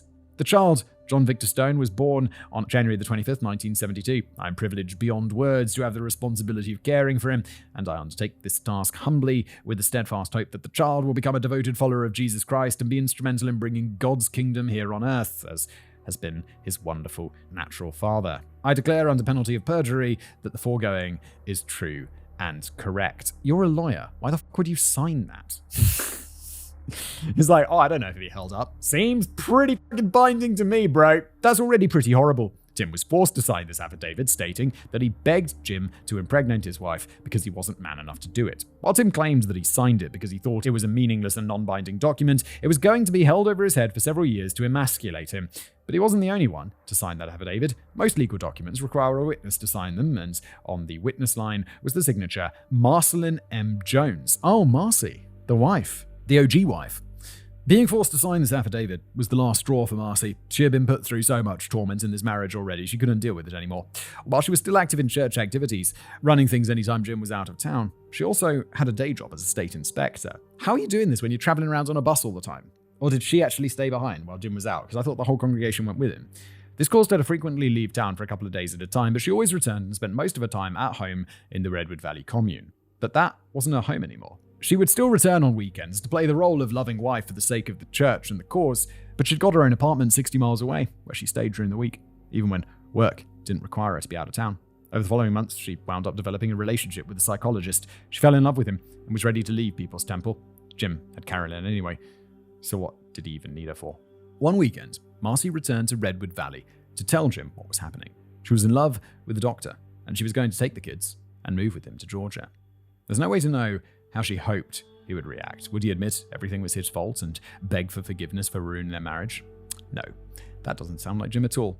Would he shrug her off as being useless to him and allow her to leave? No, she was too important to the People's Temple. Besides, he couldn't let the rest of the congregation see her leave with the children, showing that Jim was fallible and able to be abandoned. Instead, he took their private conversation and turned it into a family meeting. Jim called in their children and told them that their mother was breaking up the family. She was trying to run away with some doctor and take them all away from their real father. He then proceeded to ask the children what they wanted, if they wanted to go to Georgia with their mum or stay with him in the church. Suzanne didn't get a vote because she was a girl, and Agnes didn't get a vote because she was Agnes. Ever since she revealed herself as a young child to be of dour temperament, her opinion had been irrelevant. So Jim's like, yeah. Anyone I don't think's going to vote my way doesn't get to vote. Jim, that's not a vote.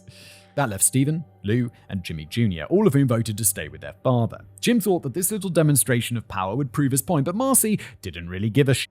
She said she was getting the divorce, leaving, and taking the children anyway. But Jim still wasn't ready to admit defeat. He warned her that if she left, she would be met by the Avengers of Death. It was some empty threat of mystical bullshit that might have fooled most of his followers, but Marcy was unfazed. She'd been buying those gizzards. She knows what's up. While she had once believed that he could read minds, she now knew all of his tricks. He wasn't a divine instrument of God, and he had no magical powers. But what he did have were bodyguards. Bodyguards who were armed and fiercely loyal to the point of worshipping Jim. He would have done absolutely anything that he requested of them. So Jim dropped the whole deity charade and told Marcy point blank, if you ever take my boys away, you'll be dead. That wasn't an idle threat, and she knew it. She resigned herself to her fate, forever shackled to Jim and the People's Temple until the day that she died. After this, she was so busy with church duties that she couldn't continue her affair. Any bit of hope Marcy had of escaping from Jim died that very day. That's rough. I wanted Marcy to leave and be happy. Just leave. Marcy seems like a good person. Marcy was a good person, is a good person. Like, she was doing all the things that Jim was doing, and not because she's a narcissistic psycho, but because she's a nice person. Cue Jim. Changes in the air. The People's Temple continued to grow, and by the mid-1970s, their official membership had reached over 3,000, with actual membership likely being closer to 5,000. That is a lot. Jim claimed to have over 20,000 followers, there's no evidence of that. Still, their increased size brought increased influence, and it seemed like they were going to become a political force to be reckoned with in California, as they had been in Indiana before Jim's little hiatus in Brazil. Okay, I take it back about what Tim not being a busy lawyer. Look, if you've got 5,000 people following you and turning up to shit events and all of this, you gotta have a lawyer. There's 5,000 people. But changes were coming, and he was going to briefly start losing control of the situation. In 1972, journalist and eventual radio host Lester Kinsolving began running a 7-part expose in the San Francisco Examiner and the Indianapolis Star on the People's Temple. The articles were less than flattering, to say the least, and Jim was pissed. He had members of the church picket the Examiner's office, as well as harassing the editors of both papers. Sounds rather familiar, doesn't it, with a modern organization that I'm not going to name. Though he was able to get both papers to stop printing the expose after only 4 of the 7 installments, it was still negative attention that the church didn't need. I don't like it when newspapers are pressed into not doing publishing because of the pressure from the people who they're exposing. That's really, really fucking shady. Things only got worse in 1973 when a group of 8 members decided to defect from the People's Temple. Excellent. This was a dangerous course of action. They knew it. Jim was very vocal to his congregation about how defectors would be dealt with. So the Gang of 8, as they were known, had to be careful. Isn't the Gang of 8, isn't this like a intelligence committee? Or is that just from movies? Where they have like the heads of like MI6 and CIA or whatever, and they all get together and they're the Gang of 8. Is that a real thing? I have to look that up. I'm wondering if I just saw it in a movie. I think it's real. Yeah, okay, it's a real thing. Is a colloquial term for a set of 8 leaders within the United States Congress who are briefed on classified intelligence matters by the executive branch. Oh, I'm sorry. I thought it was like an international thing, but it's just an American thing. I must have heard it in some American TV show or something. Gotta be exciting to join that group. Join it. You're in the Gang of 8. It's like, what are we going to get briefed on today? Please be aliens. Let's be aliens. So the Gang of 8, as they were known, had to be careful. They assumed search parties would be looking for them, so they loaded up 3 trucks with guns and started making a break for Canada while avoiding the highway. It turned out that they were absolutely right to do so, as Jim had gone so far as to hire a plane to search the highway for their car. The defectors made it as far as Montana, but they decided to stop there. They couldn't just drive into Canada with cars full of guns, but they certainly weren't going to leave themselves unprotected. Once they had settled, they wrote a long letter to Jim detailing their grievances. There were a lot of things that could have been said. Jim was an arsehole. He was manipulative. He tried to control every aspect of people's lives. He was a liar and a fake healer. These were all true, but he already also knew all of that. Such comments were unlikely to get under his skin. What he couldn't handle was the fact that the defectors called him a hypocrite. People's Temple was supposed to be a communist paradise and a bastion of racial equality. So why did the Planning Commission have so much more power than regular temple members? Why were they all white except for one token black person? Wait, the Planning Commission. Okay, I thought you meant the whole church. It would have been a bit different to what he initially started with, wouldn't it? This caused Jim to completely fly off the handle. He called a meeting of the Planning Commission and began waving a pistol about, suggesting that they all commit suicide and leave a scathing note saying that a true socialist movement couldn't survive because of the harassment they were receiving. Yes, that'll show them, Jim. Definitely not a batshit insane plan at all. It's like, how are we going to get back? We're all going to kill ourselves. That'll show them. Cooler heads eventually prevailed, even if once again the commission was shown that Jim was willing to have everybody die just to send a message. But more needed to be done to keep everybody in line. He'd already began using the commission to spy on members. They would walk amongst the crowds, eavesdropping, and they would get people to confess the worst things they'd ever done to be later used as blackmail. Fucking hell. Clearly, this wasn't enough, and Jim needed to start clamping down even harder, exerting more absolute authority and control over the members of the People's Temple. But who watches the Watchmen? The commission wasn't gathering dirt on themselves, so how could Jim make sure that he could maintain control over them? He believed that the answer was simple, even if it was legally dubious at best. Jim instructed Carolyn to pass out blank pieces of paper for the planning commission to each sign on the bottom. That is not... If you're signing something, you put your signature on a document, then someone prints like a contract onto it. You didn't sign that contract, did you? He told them that these papers would be used against them if they ever tried to step out of line. With their signature already attached, he could type whatever horrific confession he wanted onto the paper, and they'd have no way to dispute their signed confessions. Yes, they would, Jim. They'd be like, I signed a blank piece of paper, and then Jim typed that shit onto it. Like, that was part of his game. They'd have no way to dispute. Wake up, Jimbo! With so many witnesses to what really happens, there's no way these future signed confessions would ever hold up, and they all knew that. They saw it as just another loyalty test like the fake poisoning prank that had put them through, so they signed the papers without giving it much of a second thought. Everybody in the room was fiercely loyal to Jim, so they'd never turn on him anyway, and at least this stopped him from waving that stupid gun around and advocating for group suicide. Tightening his control over the congregation was a start. But it wasn't enough. Between the partial expose that had been printed and now the Gang of Eight, the People's Temple had faced back-to-back blows to their credibility in a short period of time. It was the threat to their community, their communist agenda, and worst of all, to their tax-exempt status. Jim was going to need an escape plan just in case shit really hit the fan. Luckily, Jim and the Planning Commission knew the perfect place they could go to hide if needed: Guyana. In 1974, Jim worked out a deal with the Guianan government to start the construction of Jonestown, more or less anyway. The terms weren't completely worked out until 1976, but construction was allowed to begin in 1974. The People's Temple negotiated the lease of nearly 4,000 acres of land on which to build their communist paradise. It was a far cry from the 20,000 or so acres that Jim was trying to get, but the deal stipulated the option to expand if things went well. That is a lot of land, isn't it? 4,000 acres.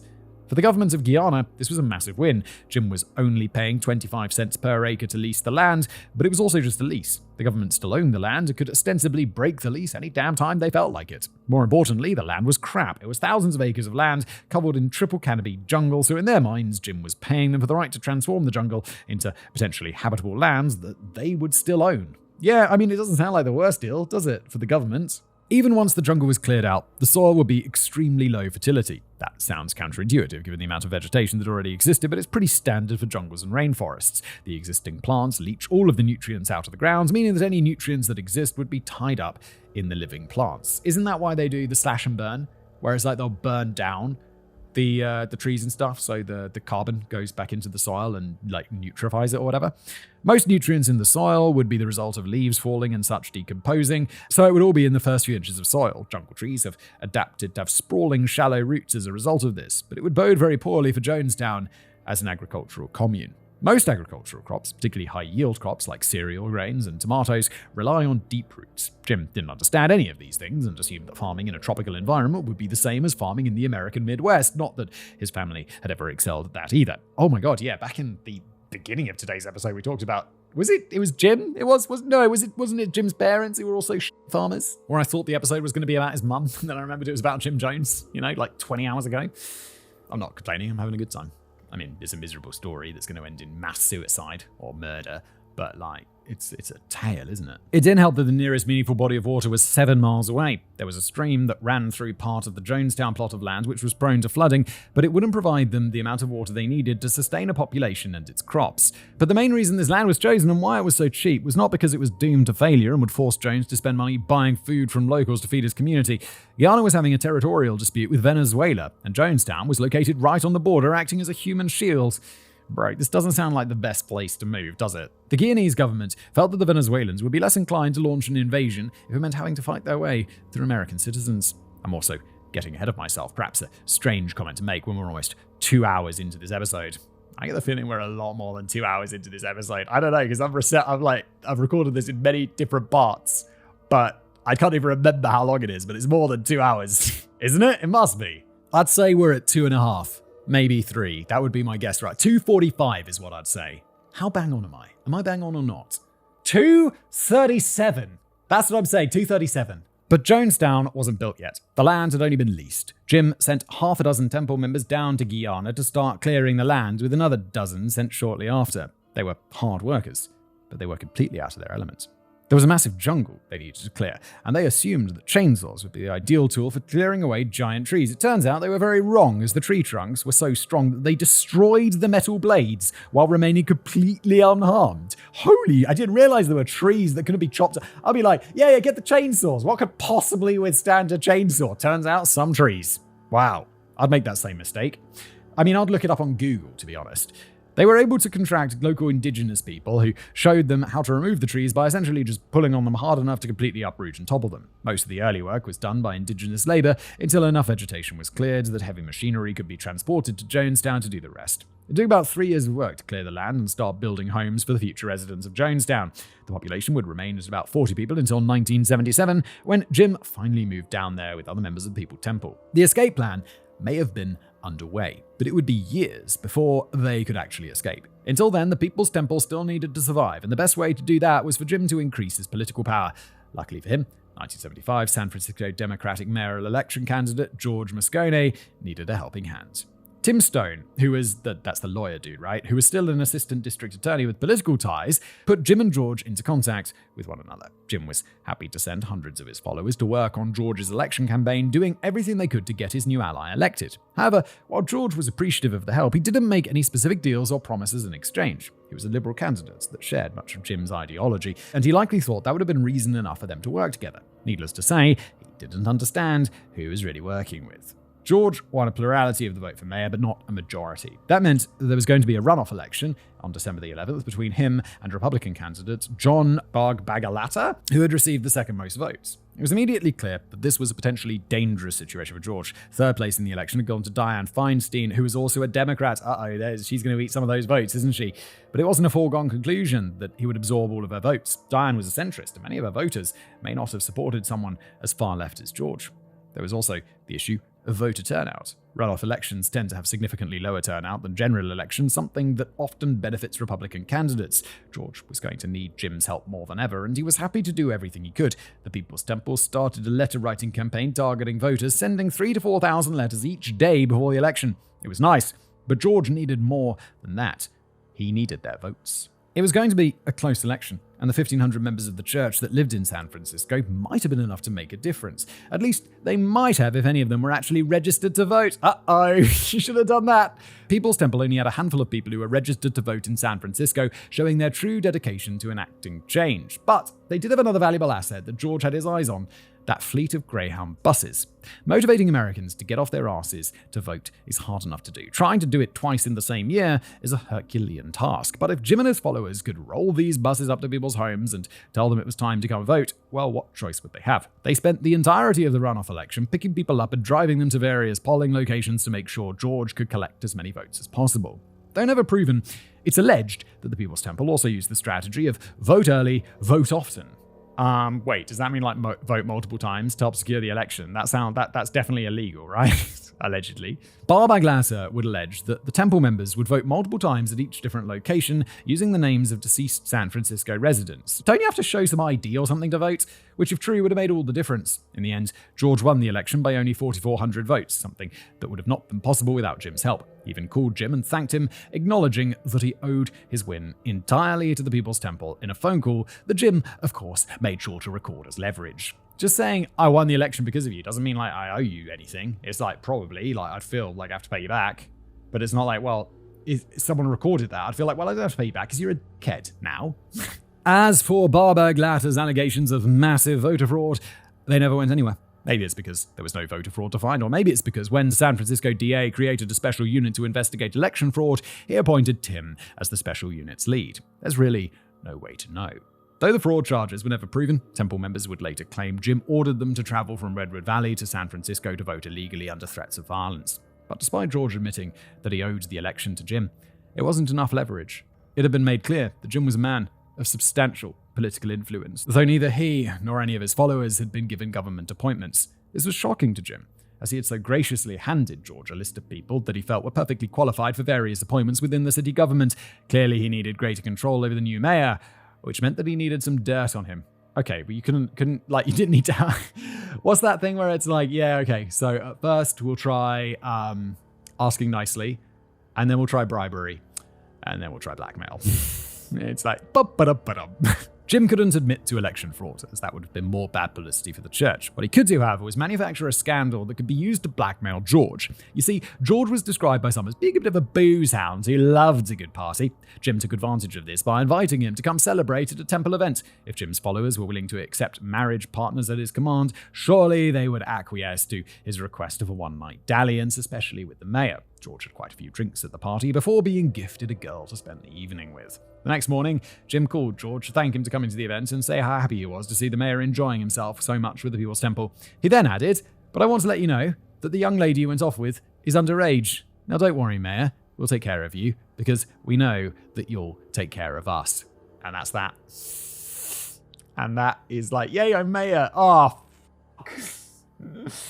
that's it. That's game over. At least that's the story Jim told. We don't actually know if it's true because he liked to make up all sorts of claims of sexual blackmail that he had on politicians. We know that he really did keep blackmail on local politicians, filming them attending People's Temple services. This may not have been as incriminating as the allegations he leveled against George, but if any politician forgot their place and stepped out of line by trying to attack the church, Jim would be more than happy to show their hypocrisy to the world. We may not know if Jim ever really made that phone call, but what I can tell you is that in 1976, George appointed him to a seat on the San Francisco Housing Authority. A few months later, George pulled some strings to make him chairman. Even before Jim's arrival, the Housing Authority was notoriously corrupt, and he was only going to make it worse.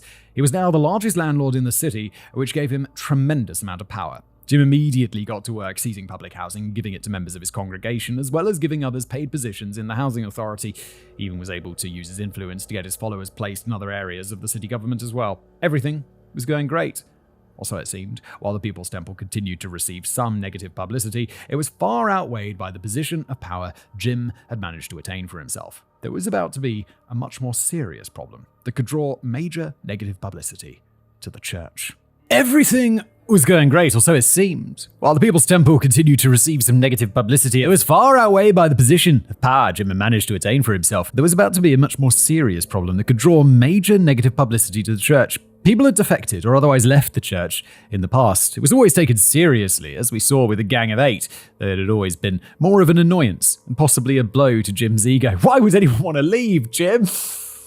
I don't know, maybe because you're a knob. But defectors were always handled with extreme severity when possible. In one such instance in 1976, a woman named Joyce Shaw abandoned the church while most of the congregation was on one of their cross-country Greyhound expeditions. A few months after she left, she gave her husband Bob Houston a call. She wanted him to leave the People's Temple as well and to come join her so that they could live happily ever after. Bob was going to be like, I can't do that. You've betrayed the church. I'm sorry, Dave.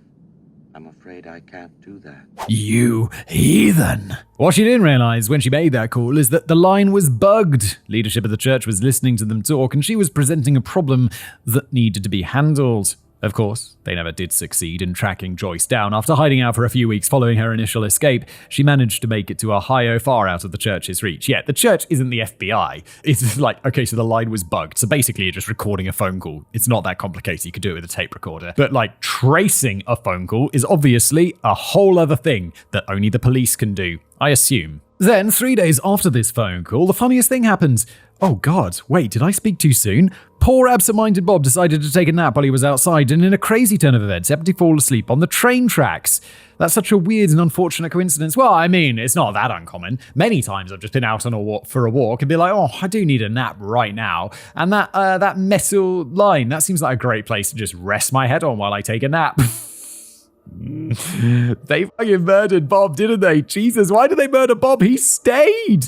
But Bob's father, Sammy, didn't think it was a coincidence at all. Bob's death had been legally ruled an accident, which is absolutely fucking insane. No, it's not, Kevin. That's what the law said. That's what the law said. It was an accident. It's allegedly insane that they would say that. But Sammy didn't buy that for a second. He also worked for the Associated Press as a photographer, and with the help of some of his reporter friends, he was able to put together information about the incident. He relayed all of the info he was able to gather to his buddy, Congressman Leo Ryan. Uh-oh. This guy's digging. That put the People's Temple on Leo's radar, but it wasn't enough to act on yet. And that wasn't even the major start that was going to rock Jim's world. Being in a congressman's sights wasn't ideal for his extremely corrupt cult, but at least it was quiet. Leo's interest had been piqued, but he wasn't doing anything yet. You gotta be like, the congressman's looking into us. And he's gonna look, it's not gonna be good. He's like, oh, that's interesting. It's time to go back to Guatemala or wherever. Guyana? Guyana, is that where they were? Brazil? I don't know. Like, it's time to go. It's time to go. However, when Grace Stern defected from the People's Temple in 1976, it was different. Jim had taken her son John from her. He lived with Jim and was being raised by him, but she wanted her boy back. There was just a matter of the affidavit that Tim had signed. Oh yes, I remember that. He, and by extension Grace, had surrendered custody of the child to Jim and the church, and Jim had a legal basis to keep the boy. Yeah, according to Jim and his nonsense legal documents. That was really... that did seem to be so nonsense. It was very serious. The lawyer signed anyway. The affidavit by itself may not have been enough, but that was just the start. From the moment Tim signed that statement about begging Jim to impregnate his wife and raise their child, he had completely surrendered. And using that original affidavit as the basis for his claim, he had Tim and Grace sign parental consent and power of attorney forms which allowed Jim and the People's Temple to make decisions on behalf of their son. It would probably be easy to argue that these forms were signed under duress, but the point still had to be argued in a court of law. These were legitimate legal forms, signed and notarized, signed by an attorney nonetheless. So if Grace wanted her son back, it was going to take a custody battle to do it. This put Jim in a bind. He couldn't deal with Grace the way he normally would deal with defectors. He couldn't punish her by killing her husband Tim because he was Jim's legal counsel and an extremely necessary part of the organization. Tim ain't taking a nap on the train tracks. Taking a nap on the train tracks. It sounds so gangster. I just started watching that TV show, Peaky Blinders, and it's like, you take him down to the tracks and make him have a nap on the railway, all right? The Peaky Blinders is so hard to understand. We watch with the subtitles on. But he also couldn't just kill Grace or the child either, as such actions would likely enrage Tim, and he would again be left without legal counsel. Oh, and because murder is wrong or something, but I don't think that was factored into Jim's calculations at all. No, it wasn't. Jim's a psycho. Well, the easy solution would be to just give Grace her son back to handle things quietly, but that would mean Jim had to admit defeat. That wasn't going to happen. Jonestown was supposed to be ready in a few years, so all he had to do was wait things out and hope Grace didn't turn the custody battle into too public of a spectacle. That was not a smart plan, nor was sending Tim to take up residence in Jonestown to work for the church there while also seeking employment in Georgetown. Jim planted loyalists in Tim's office to spy on him, paranoid that he might defect as well. In this case, his paranoia was justified. Tim had become disenchanted with the People's Temple. What a surprise! And he wanted out. His work still had him traveling a bit, as it was, but he began taking unscheduled trips. The next year, 1977, he would leave Jonestown and never return. He wasn't able to reconcile things with Grace, who had found a new man, but he still wanted her to at least have joint custody of her son with Jim. Also in 1977, Grace, Tim, and other defectors founded an organization called the Concerned Relatives of People's Temple Members.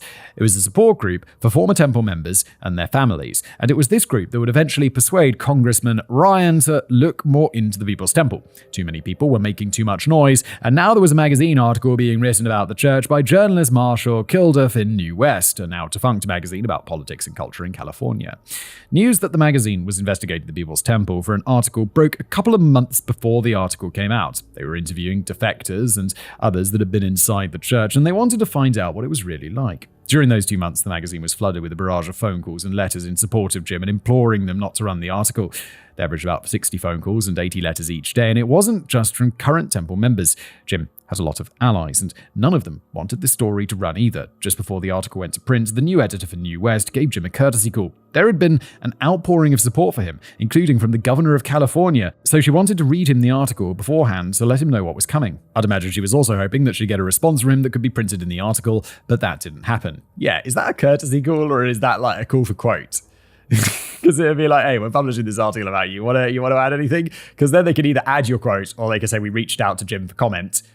There was none, which is dramatic in itself. Yeah. Although I remember once, like about some irrelevant thing years ago, there was an article, and it was like, we reached out to, I think it was about my old channel, Top 10s. We reached out to Top 10s for comment. There wasn't a comment. And I'm like, you sent an email to a generic email address. Like, what do you expect? Like, us to be like, oh, okay, right on top of that. As Jim sat there on the phone, listening to the allegations being levied against him and the temple while surrounded by his planning commission, he grabbed a pen and a piece of paper. The article that was about to be in every magazine stand and grocery store had an awful lot to say about Jim and his church, but he had only 6 words to say to his commission. While he continued to listen to New West's editor read off the long list of allegations, he wrote down the note, "We leave tonight. Notify Georgetown, Guyana." In August of 1977, Jim Jones and a few hundred of his followers flew to Guyana to take up residence in the not yet fully constructed Jonestown. By 1978, the commune would have a population of nearly 1,000. A couple of months after he left, a court made the final ruling that Jim should be compelled to return Jonestown to his mother Grace. A few days later, the same court issued an order for his arrest. Jim could never go back to the United States, and John could never be allowed to leave Jonestown. Oh, so now he's fully on the run. Jonestown. So he left. Like when I was saying, like, it's time to leave, it's time to leave. He did it. He did it. Normally the criminals are like, nah, stick around, and then they get arrested. I remember when that crypto guy got arrested in like the Bahamas or whatever, and I was having like a group chat with some mates, and I was like, he's got to run. And they're like, no, he should like go back and face the music. I'm like, yeah, morally he should, but he's going to go to prison like Bernie Madoff forever. He's just got to go to Lebanon and live there forever, because otherwise he's going to be in prison for the rest of his life. And they were like, no, he'll be fine. And now he's in prison. And I don't think he's ever leaving prison, is he? He's going to be in there for like 40 years or something. And he's probably like, I should have fled. He didn't even have to flee. Wasn't he in like the Bahamas or some shit? He was there already. Life in Jonestown was difficult. The settlement hadn't been fully constructed yet, and it wasn't really capable of housing the 1,000 residents that had arrived. They were also unable to grow much of anything and had to purchase large quantities of food from the Guianese, which didn't go well. Not because the Guianese didn't want the business, they were thrilled to take Jim's American money, but because of the logistics of the situation. Jonestown was essentially in the middle of nowhere. Though it was only a little under 150 miles from Georgetown as the crow flies, chickens cannot fly, at least not very far. If Jonestown needed supplies, like delicious chickens, they would have to be shipped there somehow, but there were no roads leading to Jonestown from Georgetown. There was an airstrip at the nearby village of Port Kaituma, but it could only accommodate small planes. The majority of supplies had to come in to the port by boat. Unfortunately, but not surprisingly, boats are significantly slower than planes. It's a giant revelation right there. Under good conditions, it would take days for an order to arrive, but depending on the weather, it could take a week or longer. Jonestown could order 1,000 chickens each week, but by the time the shipment arrived, almost all of them would be dead. This meant that instead of having chicken a few times each week like they'd hoped would have been pretty normal, it was a special treat that the temple members only got once every other week. Jim's stubbornness and ineptitude when it came to agriculture didn't help either. There were plenty of experts he could have hired to explain how farming in the tropical climate worked, but he wasn't interested. Instead, he would plant the types of beans that grew in the American Midwest and import the same types of pigs that are raised there. Most of the pigs died off due to the tropical climate, and the beans wouldn't grow. But according to Jim, the beans should grow. He would state that as if stubborn declaration somehow would make it possible. I don't know, Jim, just use your magical, like, what did he say his eyes would do? They'd make you enlightened or something? Just look at the beans, Jim. I'm sure that'll fix it. And a fair amount of time and resources were wasted on agricultural projects that were doomed to failure. With the supplies they were able to buy, meals were bland and repetitive. They would have cereal grains in the morning, peanut butter and honey sandwiches with their banana for lunch, and rice and vegetables, predominantly root vegetables, with thin gravy containing tiny bits of meat for dinner. But a lot of people got sick from this. Their stomachs weren't used to things like Edos and cassavars, and the sudden and dramatic change in diet gave them diarrhea that led to malnutrition. According to some testimonies, Jim would get special foods for people suffering from these symptoms like cheese and milkshakes, high-calorie foods that their stomachs were more used to. Though malnutrition was a symptom of other issues surrounding Jonestown, it had never been a part of Jim's plan. Jim's plan was, it's like, we're all going to go down there and just starve a little bit. It'd be great. They were trying to set up the world's most perfect communist society and teach the rest of the world how to live by example. It's not working well. You're not really showing communism at its finest, are you, Jim? Starving the population to death was not going to accomplish that, and Jim didn't need to keep the people malnourished to keep them under his control. That's what the sleep deprivation, fear, and constant indoctrination were for. Yeah, sleep deprivation, all that stuff. It's like, yeah, I feel like you could take that away. But what's that famous saying? It's like the world's only 3 meals away from revolution or something like that. It's like, yeah, if you take people's food away, they're going to get antsy real fast. They're going to be like, sort it out. I'm going back to America. In prison, they at least feed you, Jim. Since there were constant shipments of food coming in, that meant that other supplies could be delivered as well. Even though Jim had made his atheism public at this point and believed in himself as a deity rather than believing in the magical sky god, the People's Temple was still allegedly a religious organization. It only made sense that whenever a shipment was coming to Jonestown, that Jim would radio in and ask how many Bibles were being included in the shipment. Of course, he didn't actually want Bibles. That was just the code word he used to ask how many guns were being sent. Oh, most of the residents had no idea. But Jonestown was amassing a large cache of weapons, just in case.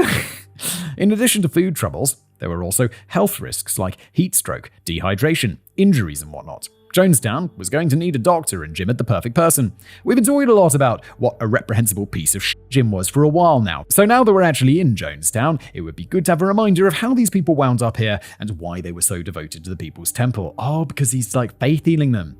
And now they're like, well, Jim, we're actually getting sick. Can't you just do the thing with the chicken gizzards? Jim, please. The doctor that Jim had in mind was Dr. Larry Schatt. Larry was... Shat. Larry was a high school dropout who made it all the way from Houston to the People's Temple in San Francisco with nothing but a dream and a severe drug addiction. Ah yes, Dr. Larry. The guy who dropped out of high school and has a drug addiction. I'm guessing he didn't drop out of high school and go to medical school, did he? That dream was to become a medical doctor, something that seemed nearly impossible while he was in the United States. It turns out that America isn't keen on handing out prescription pads to people with substance abuse problems, or people who haven't even completed high school. But thanks to the People's Temple addiction program, Larry was able to get himself cleaned up. Jim then used his connections to get Larry admitted to medical school in Mexico, with his entire education being paid for by the church.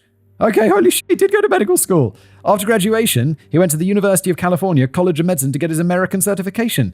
He had come to San Francisco with absolutely nothing, and thanks to Jim, he had his life back and the career of his dreams. Holy shit! Jim did it! This is the thing! Jim sometimes pulls this shit off, like the woman with the electricity. It's like, goddamn, he got this guy who was a high school dropout and addicted to drugs, off drugs, and into fucking medical school. Larry was deeply indebted to Jim and would have done absolutely anything for him, no matter how unconscionable. He graduated shortly before the exodus to Jonestown, so naturally, he was more than happy to move out there and be the commune's doctor. As a rookie doctor, he wasn't prepared for what he was faced with, but he did his best and had the help of several highly qualified nurses in Jonestown. The experienced nurses were frankly far more capable than he was, but his medical degree gave the whole operation that extra bit of legitimacy. Unfortunately, like I said, Larry would have done anything for Jim, so when Jim started bringing in small shipments of cyanide for Larry to experiment with, he had no choice but to do what he was told. I feel like you do have a choice. You also swear that oath, don't you, where you're like, do no harm, and he's like, yeah, a little bit of cyanide never hurt anybody. These experiments, at least the early ones, were conducted on pigs since they had metabolism similar to humans. At one point in the process, Jim asked if it was possible to make the concoction taste less bitter, which there was not, but that indicates that there had to have been some amount of human experimentation as well. In the end, it was Larry that came up with the final formula containing a mix of Valium, chloral hydrate, and Fernergan, all of which are sedatives, alongside the lethal cyanide. It was not a last-minute decision made in desperation. This was something that Jim had been planning all along, even if only as a last resort. There's evidence that the small test batches of cyanide began arriving in Jonestown in 1976, a full year before Jim or Larry were even there. But if the poison concoction was going to be a last resort, there needed to be something to push Jim to the breaking point. Not only that, but the residents needed to be prepared. I mentioned that Jim could never go back to the United States because of the custody battle, among other things, which is true. And San Francisco, also the warrant for his arrest. And San Francisco is indeed where the legal proceedings began. However, what I left out is that the Stones filed the custody paperwork in San Francisco, and they also did it in Georgetown. And it was Georgetown that had issued the order for Jim's arrest after he failed to show up in court and provide evidence why he shouldn't be compelled to return John to the Stones. In other words, once this order was issued, Jim's paranoia reached an all-time high. He began a series of what he called White Nights, also known as the 6-Day Siege. The definition of a White Night is somewhat nebulous, so depending on how people define it, there could have been 2 or 3 or a dozen or nearly 100 White Nights. We'll be going with the 1 dozen definition as it seems the most practical. Under this definition of a White Night, the key aspect was making the residents of Jonestown come up to the microphone at the nightly meetings where Jim delivered his sermons and pledge their willingness to die. It was also when the fruity beverages were handed out. This, of course, is where the phrase, drink the Kool-Aid, comes from, but it was much worse than that. Jim had to cut expenses everywhere he could, so the drinks being handed out were always made using the knockoff Flavor Aid. Terrible. On the first White Night, cups of Flavor Aid were passed out to the entire town, and they were informed that the drinks had been poisoned. Everybody was made to drink them, but there was no poison. Similar to his first trial run with the Planning Commission, this was an opportunity for Jim to test everyone's loyalty and give a wonderful speech about facing death and whatever bullshit. More importantly, it would desensitize them. About a dozen of these White Nights were called over the course of the next 13 months or so.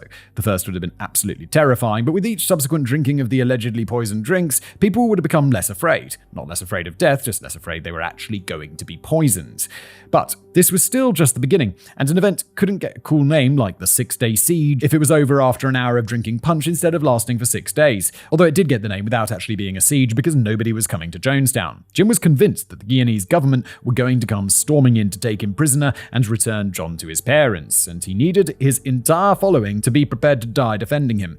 To push the narrative further, he had someone sneak off into the jungle and fire shots in his general direction as a fake assassination attempt. This would continue for the entire 6 days as Jim's 1,000 followers stayed vigilant, keeping watch for the enemy that Jim insisted was hiding in the jungle just beyond their vision. His most trusted members were armed with guns, while the majority of the town was armed with pitchforks and hoes and whatever tools happened to be available. While all of this was happening, Marcy was still back in San Francisco, holding down the fort. Jim phoned her in an absolute panic as he found out that Deputy Prime Minister Ptolemy Reed had traveled to the United States. Reed had been his liaison with the Guyanese government, which had always rubbed him the wrong way. He was Jim fucking Jones. Why should he have to deal with the Deputy Prime Minister instead of the actual Prime Minister, Forbes Burnham? Did Burnham refuse to meet personally with Jim because he was working with the CIA and the FBI to take him down? No, Jim, because you're a nobody, random dude who's just got some land in the country. Just because I own some land doesn't mean I get to meet with the president. You're like, he's ignoring me. He doesn't know who you are. I mean, he probably does in this case, but he's busy. He's the president or prime minister or whatever. No, but that line of thinking emphasizes the intense paranoia, self-importance, and lack of perspective that he was dealing with. And now that Reed was in the United States, just days after the court order against Jim, he felt it had to be connected. How could it not be? The reality was that Reed had traveled to Washington, D.C. for the signing of the Panama Canal treaties, but that didn't matter to Jim. See, he's got more important shit to be doing. It had to be something else, and he needed Marcy to find out what was happening. As the purported siege continued for days, Jim decided to plan an escape. The supply boat Cujo was currently docked at Port Kaituma, and he decided that they were all going to sneak through the jungle to the boat and take it to Cuba. It was a bizarre plan for multiple reasons. First, there was no way that the supply ship could carry all 1,000 residents, and even if they somehow fit, there'd be no room for provisions. But more importantly, what about the siege? The jungle was supposedly filled with armed enemies waiting to invade Jonestown. How could they send trucks back to Port Kaituma to transport everybody without being noticed? It would have been a reasonable question to ask, but everybody was too tired to think. There had been no sleep since the 6-day siege began, so they accepted Jim's plan without question. It's crazy when you're tired. You're just not making terrible decisions. There's only one time it's really happened to me. I'm driving on the motorway and I'm super tired. And you just, as soon as you have that thought, it's like, well, it wouldn't be too bad if I just rested my eyes for a second. It's like, what are you doing? What are you doing, brain? And so immediately I just pull off into a petrol station, rack my chair back and have a nap for 20 minutes and then crack a giant Red Bull. Because it's like, what is your brain thinking? It's like, yeah, no, it'll be okay. Just rest the eyes for a minute. Brain, you. The first truckloads of people made it to Port Kaituma without any problems until they attempted to board Cujo. One of the elderly residents fell while she was walking up the gangplank and broke her hip. They radioed back to Jim to let him know what had happened, and he ordered everybody to return to Jonestown. Nobody questioned why the entire mission was aborted, and they never spoke of Cuba again. Jim got on the phone with Marcy again and told her that he and everybody else in Jonestown were prepared to die. Stephen and Jimmy Jr. were put on the phone as well to acknowledge their consent and approval with their father's plan. Marcy begged for more time. Reed had left Washington, D.C., but she had sent temple members out to find him at any cost, no matter where in the country he was. Jim decided to give him more time, and so the siege continued. Eventually, the People's Temple were able to track down Reed in Indiana, and Marcy got on the phone with him. Unsurprisingly, his visit to America had absolutely nothing to do with Jim. Reed assured Marcy that nobody was coming to arrest Jim, and the Guyanese government wouldn't be coming to enforce anything regarding the custody dispute.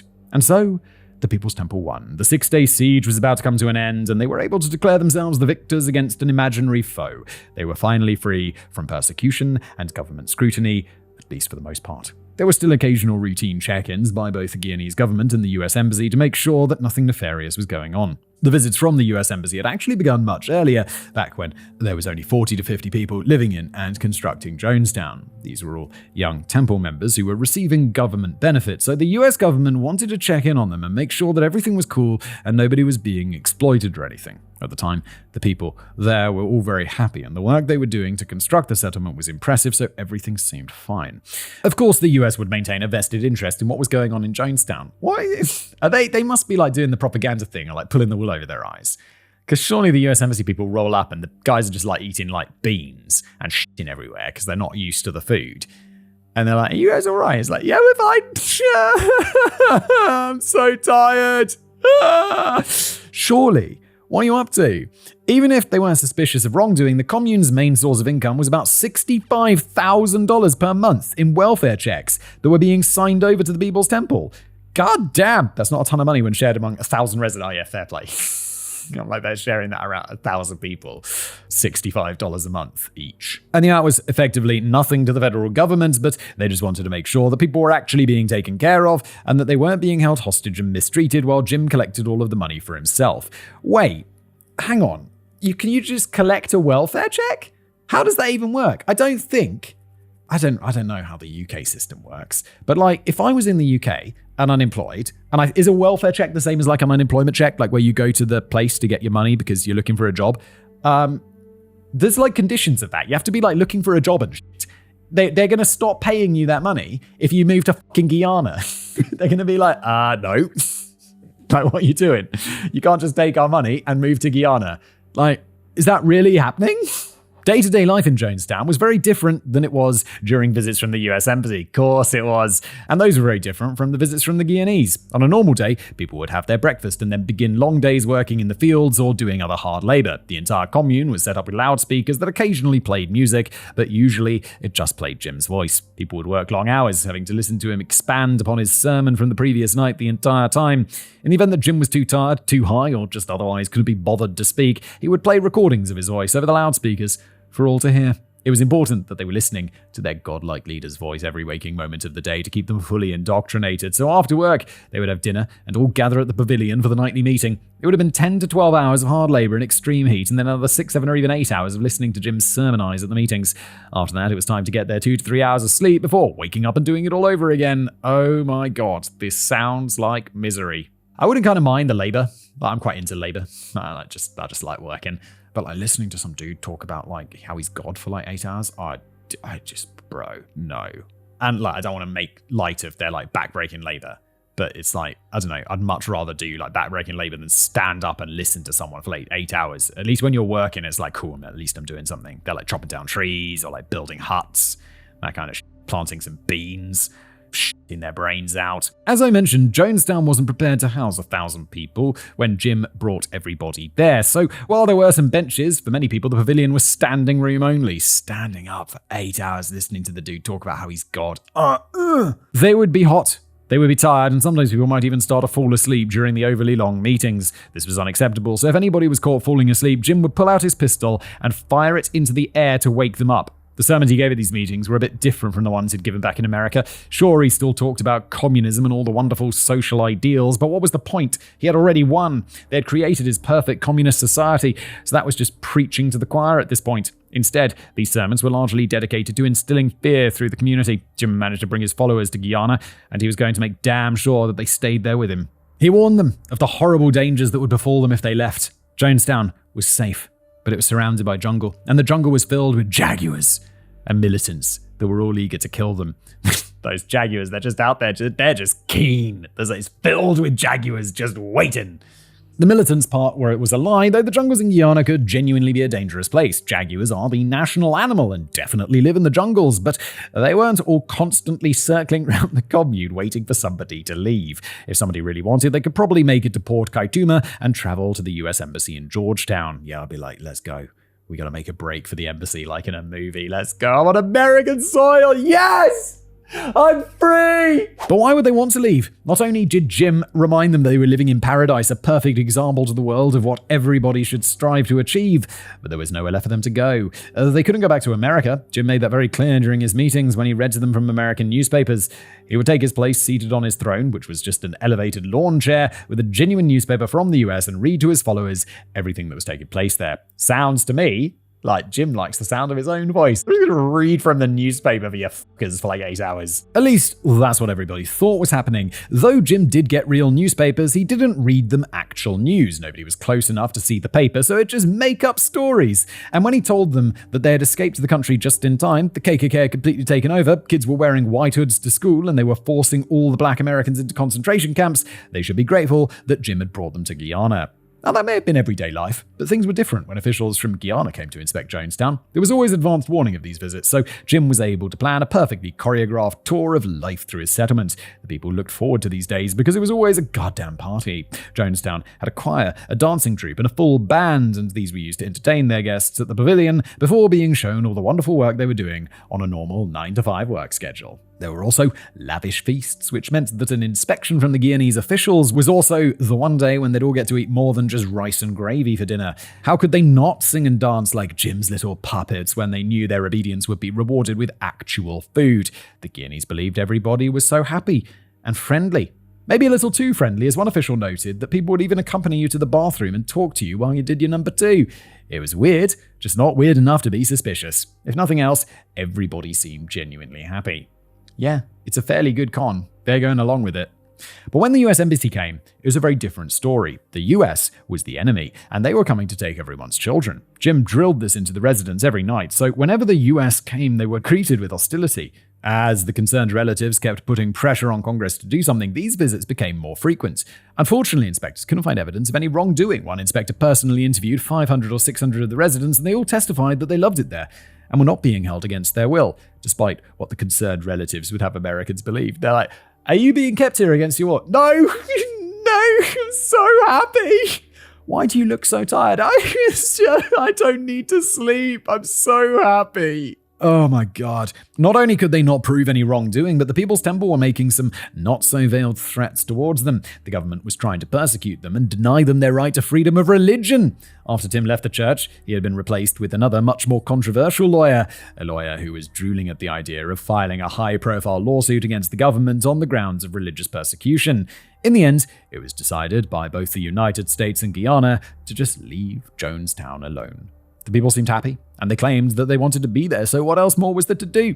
Despite having hundreds of residents in their 60s through 90s who had just moved to a life of hard labor in a tropical climate, there wasn't even a suspicious amount of deaths. Before the final white night, only 8 people had died in Jonestown, all from natural causes. Among this was Jim's mother Letta, who had come with him to Guyana to see the ultimate accomplishment of the great man that she'd been prophesizing since birth. Oh yeah, I totally forgot about that. You're kind of responsible, like partly responsible for setting all this shit off, aren't you, Lynetta? It wasn't just government agencies attending heavily orchestrated events that were fooled either. Every weekend, local indigenous people would visit Jonestown to trade goods, enjoy snacks, and watch American movies with the residents. The tradition was very reminiscent of Jim's childhood back in Lynn, when the black farmers would come to town on the weekend to chat and do business. The indigenous people were so impressed with how fortunate the people living in Jonestown were that they began leaving their newborns at the town gates, hoping for them to have a better life. These children were always taken in to be cared for by the residents, though, they weren't going to get a better life. But with both governments out of the way, life was able to continue as normal in Jonestown, or as normal as life could be when living in a cult.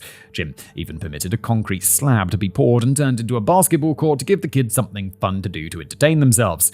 Basketball was a big hit, too big for Jim's liking. He felt it was becoming a distraction and needed to be stopped, but Marcy, who had since moved to Jonestown, thought differently. She recommended that instead of destroying the court, they should get uniforms and make an actual team that could travel to Georgetown and compete. Not only would it be good for the kids, it would be an act of goodwill and demonstrate to the Guyanese government that the people of Jonestown, almost all of whom were American citizens, were dedicated to integrating with the country that had been so kind enough to let them make it their home. Jim relented, so Jonestown officially formed one of the worst basketball teams the world has ever seen. They weren't allowed to compete in any actual tournaments, but they were allowed to travel to Georgetown and play in a number of exhibition games against Guyanese teams.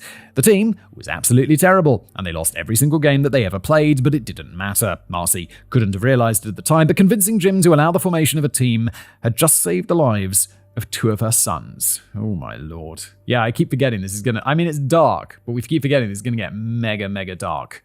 Lots of people are gonna die. Beyond this new recreational activity, little had changed. People worked all day while Jim's voice played over loudspeakers, and they listened to him more each night. He staged numerous more white nights in which a vat of Flavor Aid was brought out, presented as poison, and everyone was told to drink it. Jim would speak about how the Americans were coming to kill them and take their children away, and wasn't it better for them all to commit suicide and die together than have their kids taken back to the godforsaken hellscape from which they'd escaped? It's like, would you rather have death or this bad thing? Be like, well, I'll take the bad thing because death's about, that's the last option, isn't it, Jim? But Jim's so persuasive, he would be like, yes, Jim.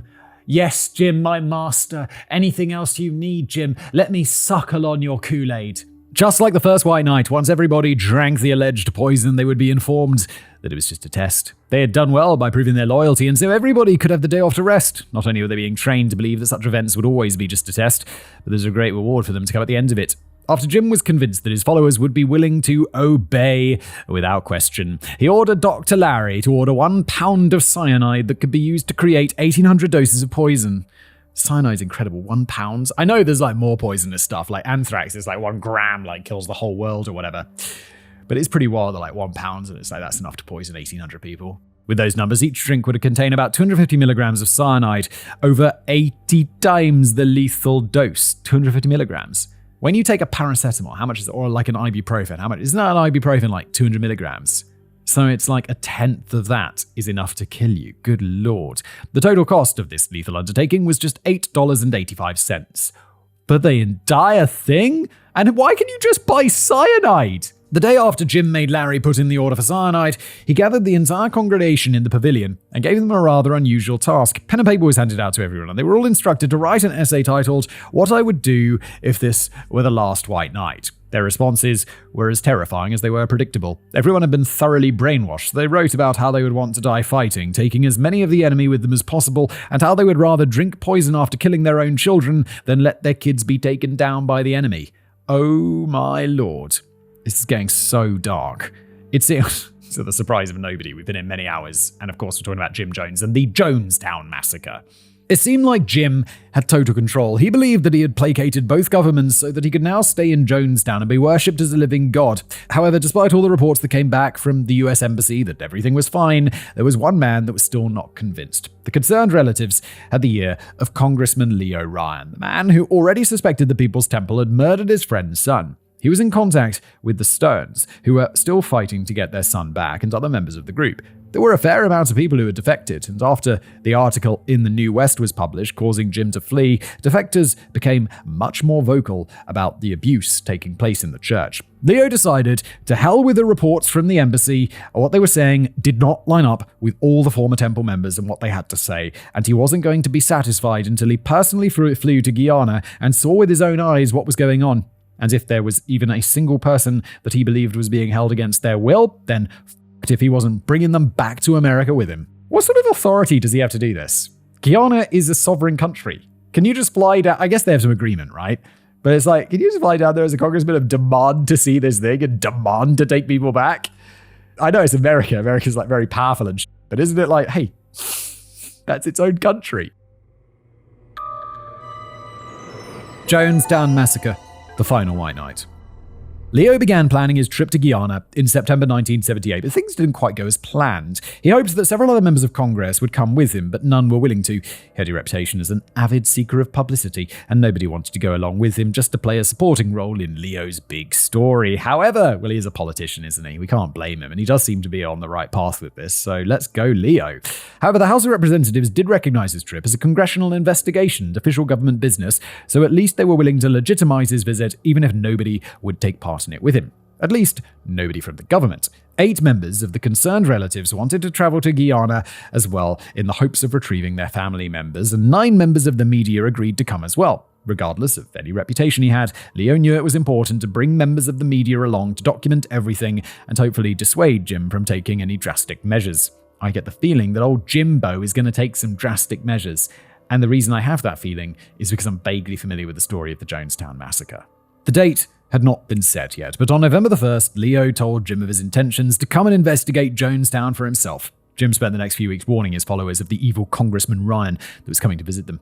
He told them any and every lie that he could think of to make his people distrusting of Leo, because the last thing he needed was for somebody to reach out to Leo and confirm his suspicions. In the lead up to the visit, Jim also called his son Stephen into Georgetown. Was about to go down, and he needed his sons and the basketball team to all come home to deal with this important matter, but Stephen did the unthinkable. He told his father no.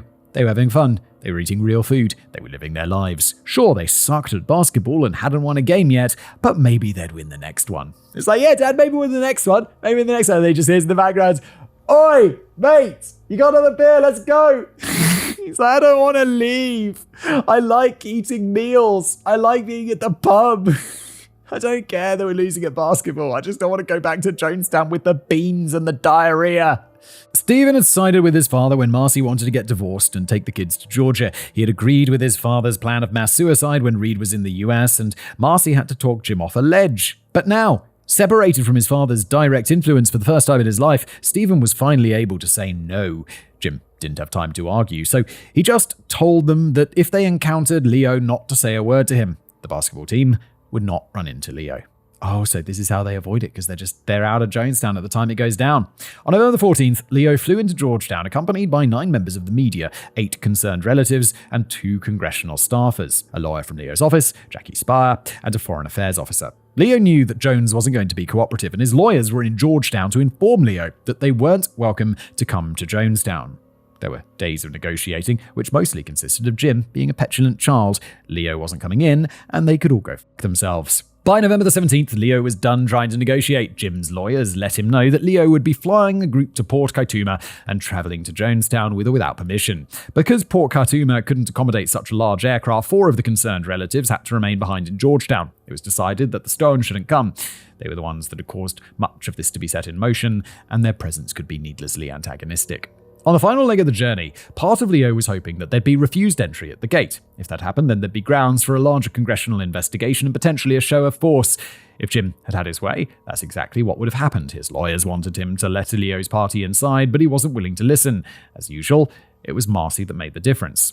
I've said it before, but she was loved by the People's Temple. Jim was father, and Marcy was mother, and they were the perfect couple. Yeah, perfect couple, except for all of the other crazy shit that's going down. Particularly, they had been happy and never fought with one another until that day. Jim was preparing to turn Leo away, and Marcy absolutely lost her mind with him. She began screaming at him in front of everybody, saying how proud they should be of what they had built and how happy they should be to show it off to Leo. She even went so far as to publicly yell at Jim, "I'm the one who's kept this together, not you." Eventually, Jim relented. Leo would be allowed in, and he could bring whoever he liked with him. Except for that asshole Gordon Lindsay from the National Enquirer. I'm not sure what their beef was, but Gordon had to stay in Port Kaituma and take the next plane back to Georgetown. I get the feeling he's probably going to end up rather happy about that. When Leo finally arrived in Jonestown, he was offered a tour by Marcy, but he wanted to interview Jim first. He had to wait 90 minutes before Jim finally emerged to speak with him. Afterwards, Leo interviewed as many residents as he could, all of whom said that they were extremely happy. Although there was a bit of tension in the air, because the people had been trained to be wary of Ryan, he believed their answers to be sincere. That night, there was a big feast of pork, potatoes, veggies, and fresh-baked biscuits. Leo and his compatriots were surprised that there was enough food for everybody. The residents likely weren't surprised, since this sort of thing happens whenever there was an inspection from the government, but they couldn't have been happier to eat large portions for once. Everything was going great. Plenty of food, singing, dancing. Jim even positioned himself at the table so that he could speak to reporters throughout the night rather than being perched high above in his lawn chair throne. Early in the day, Leo had been offered the opportunity to take the microphone and say a few words at dinner, but he was reluctant to accept the invitation since he hadn't had the chance to interview anybody yet. When he was offered again during dinner, he was happy to take the opportunity. Leo stated into the microphone, "It is a congressional inquiry. I think you all know that I'm here to find out more about questions that have been raised about your operation here. But I can tell you right now that from the few conversations I had with some of the folks here already this evening, that whatever the comments are, there are some people here who believe that this is the best thing that ever happened to them in their whole lives." Leo smiled as the entire audience burst into thunderous applause, cheering his words. Is he playing along? Because surely he knows this is a facade. Or has he really been conned? Because he's been talking to people who've left. He knows what's up. Is he just so afraid? He's like, say everything good, say everything good, say everything good, and then leave. I'll just be like, yeah, look, everything's lovely. This is great. Thanks, Jim. Really good to be hosted by you. So sorry I have to leave immediately. Like right now. So sorry, but it's been lovely. Just slowly backing out the door. Jim also got up to make a statement because he wouldn't be Jim if he didn't. He just received word that the basketball team had finished their game against the Guineas national squad. They had lost again, but this time they only lost by 10 points. After getting this news over the phone, Jim proudly declared over the microphone that their team had in fact won by 10 points because of course he did. It seemed like it was the perfect night and that the visit couldn't have gone any better until a man named Vernon Gosney made a mistake. He had mistaken NBC reporter Don Harris for Leo and tried to pass him a note intended for the congressman. Don wasn't expecting this, so he wound up dropping it. A child saw it and immediately started chanting, "He passed a note, he passed a note." Oh my God. If you're that guy, you're just like, fuck. This goes back to the whole thing that began over a decade earlier in Redwood Valley. People's Temple members were trained to spy on one another and immediately report anything inappropriate they saw. Children born into the temple were taught this from birth, and the child was too young to understand the delicate nature of the situation that was taking place around them. Fortunately, Jim had already retired to his cabin for the night, though he undoubtedly was going to get word of what happened. A bit shaken, Vernon picked the note back up and placed it in Don's hand. The note read, "Vernon Gosney and Monica Bagby, please help us get out of Jonestown. The note was relayed to Leo, who suddenly realized that not everybody was as happy as they were making it seem. Oh, really, Leo? Really? You know, you're there for a reason, Leo. You knew shit was up. When it came time for bed, the visiting party was informed that there wasn't enough space in Jonestown for all of them to stay. Leo and Jackie would remain, but everybody else would be driven to Port Kaituma and picked up the next day. They weren't thrilled, but they didn't really have a choice in the matter. In the early hours of the morning, 9 people made a break for it, running off into the jungle. There was so much going on that they figured their absence wouldn't be noticed for hours, giving them enough of a head start to get to the railroad and take a train to the US Embassy. While making their way through the jungle, they discovered 2 other defectors who had the same exact plan they did. Morning rolled around, and Jim was informed of the disappearances. When the press was picked up from Port Kaituma, Marcy finally got to give the guided tour of the settlement that she was so proud of, but Leo still didn't take the tour. Instead, he and Jackie were at the pavilion interviewing people who wanted to defect. In total, there were 15 more people who wanted to leave Jonestown and go back to the US with Leo. Jim and Marcy tried to convince them to stay, Jim by trying to guilt them and Marcy by promising actual meaningful reform in Jonestown, but they couldn't be swayed. These people were ready to leave, and the time was now. Leo decided to send everyone else ahead on a truck to Port Kaituma. His entire party, as well as the defectors, would go ahead to the airport, while he stayed back to make sure that there wasn't anybody else who wanted to leave too. Just before the truck departed, Larry Layton came forward demanding to leave as well. In case you've forgotten, which I totally have, Kevin, Larry was the guy that married Carolyn until Jim decided that they weren't married anymore. Oh yeah, he was one of Jim's biggest simps, and everybody on the truck knew it. They absolutely did not want Larry to be allowed to join them, but Leo let him onto the truck before it went away. Oh, they think old Larry's a mole. Larry's been simping for Jim so hard. Shortly after the truck left, a knife-wielding temple member attacked Leo before being wrestled to the ground. Jim was nearby when this happened, and he came over to Leo. There seemed to have been at least some sort of understanding between them at this point. The people that wanted to leave were going to be allowed to leave with Leo, and he wasn't going to send the US government after them since the vast majority of people seemed happy. Rather than ask if he was okay, Jim just asked Leo, "Does this change everything?" Leo told him that it doesn't change everything, but it does change some things. Given what had transpired, Leo knew that it was time for him to leave now, and he was able to catch up with the truck that had fortunately stalled in the mud. Little did the truck carrying the defectors realize that another truck with over half a dozen armed men was going to be tailing them to Port Kaituma. Uh-oh. Jim was at the end of his rope now. 11 people escaped during the night and another 15 people left with Leo. His lawyers trying to explain to him that this was great. There were 1,000 people in Jonestown and he only lost like 20. Aside from that tiny bit of attempted murder on the congressman, everything had gone really well. Everything gone brilliantly, except for a little touch of attempted murder. No worries. But Jim replied, if they take 20 today, they'll take 60 tomorrow. He had decided he was done for. Back in Georgetown, Stephen received a phone call from his father. The rest of the basketball team had gone out to the movies to enjoy themselves one last time before returning home, but Jim called Stephen to let them know that it was time to meet Mr. Frazier, which was the code word for mass suicide. He tried to protest, but Jim said there was no other way. However, Stephen believed that there was still time. He thought that maybe you could stop his father. Stephen had his basketball coach call the San Francisco office and tell them not to do anything until they heard from Stephen directly, and also told the coach not to let the girl operating the radio in Georgetown out of his sight. The plan was for this to be a global event, even if global just meant Guyana and California. Stephen thought that if he could prevent a coordinated effort from taking place, that it would delay Jim long enough to talk sense into him. But he was wrong. Jim had given the order, and he simply assumed it would be followed in both Georgetown and San Francisco without question. When Leo, the press, and the defectors made it back to Port Kaituma airstrip, things already weren't going as smoothly as they planned. They couldn't fit onto one plane, so there were supposed to be 2 planes there waiting for them, but neither was there yet. It took about 40 minutes of waiting for the planes to arrive, plenty of time for the truck full of assassins to get into position. Of course, the assassins were only meant to be the backup plan. Larry was still loyal to Jim, and the heavy rain that day had allowed him to easily conceal a pistol underneath the poncho he was wearing. The original plan was for Larry to wait until everybody was on the plane and in the air. Then he would take out the pilots and let the plane fall out of the sky. Holy shit. With 2 planes out now being used, that plan wouldn't work. Jackie began sorting everybody onto the 2 planes, putting the defectors on one and the press on the other. The plane with the defectors began taxiing for takeoff, and when it did, Larry pulled out his gun and began opening fire. He wounded 2 people, then attempted to shoot defector Dale Parks point blank in the chest. The gun misfired, and Dale was able to overpower and disarm Larry. Jesus Christ, Dale, you lucky bastard. At the same moment this was happening, the assassins from the truck began opening fire on the airstrip. Some people managed to escape into the woods, but 5 people in total died on that airstrip. photographer Greg Robinson of the San Francisco Examiner, cameraman Bob Brown, and reporter Don Harris from NBC, defector Patrick Parks, Dale's wife, and Congressman Leo Ryan, who was shot 20 times. There were 9 wounded as well, including Jackie, who was shot 5 times. The second plane had been damaged from the hail of gunfire. The pilot and co-pilot from the damaged plane boarded the plane in which Larry had tried to kill everyone before being subdued, and they flew to Georgetown, abandoning the injured. Another plane wouldn't arrive until 22 hours later, though the injured were somehow able to survive the wait, including Jackie, who had spent the last 15 years in Congress. Why wouldn't the pilots just take the injured people on the plane and be like, let's get the fuck out of here?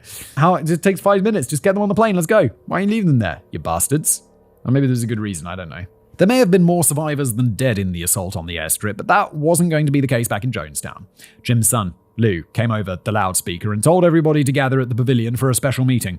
Once everybody was gathered, Jim took to the stage to tell everybody that it was over. The congressman had been murdered, and now the government was never going to leave them alone. There was no other option but to end it all.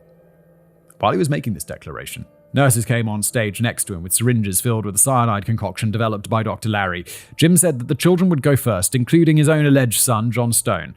At first, some people thought that this was like all other white knights that had come before it. It was just going to be a loyalty test and everything would be okay. But the feeling didn't last long after syringes of poisons were squirted into the mouths of children and infants. Within minutes, their little bodies began convulsing and foaming at the mouth. Even though it's supposed to be the children first, Jim declared that any parent that wanted to go with their child would be allowed to do so. He said it was the humane thing to do. As soon as the residents of Jonestown understood that it was really happening this time, they understood their lack of options. The entire pavilion was surrounded by Jim's armed guards.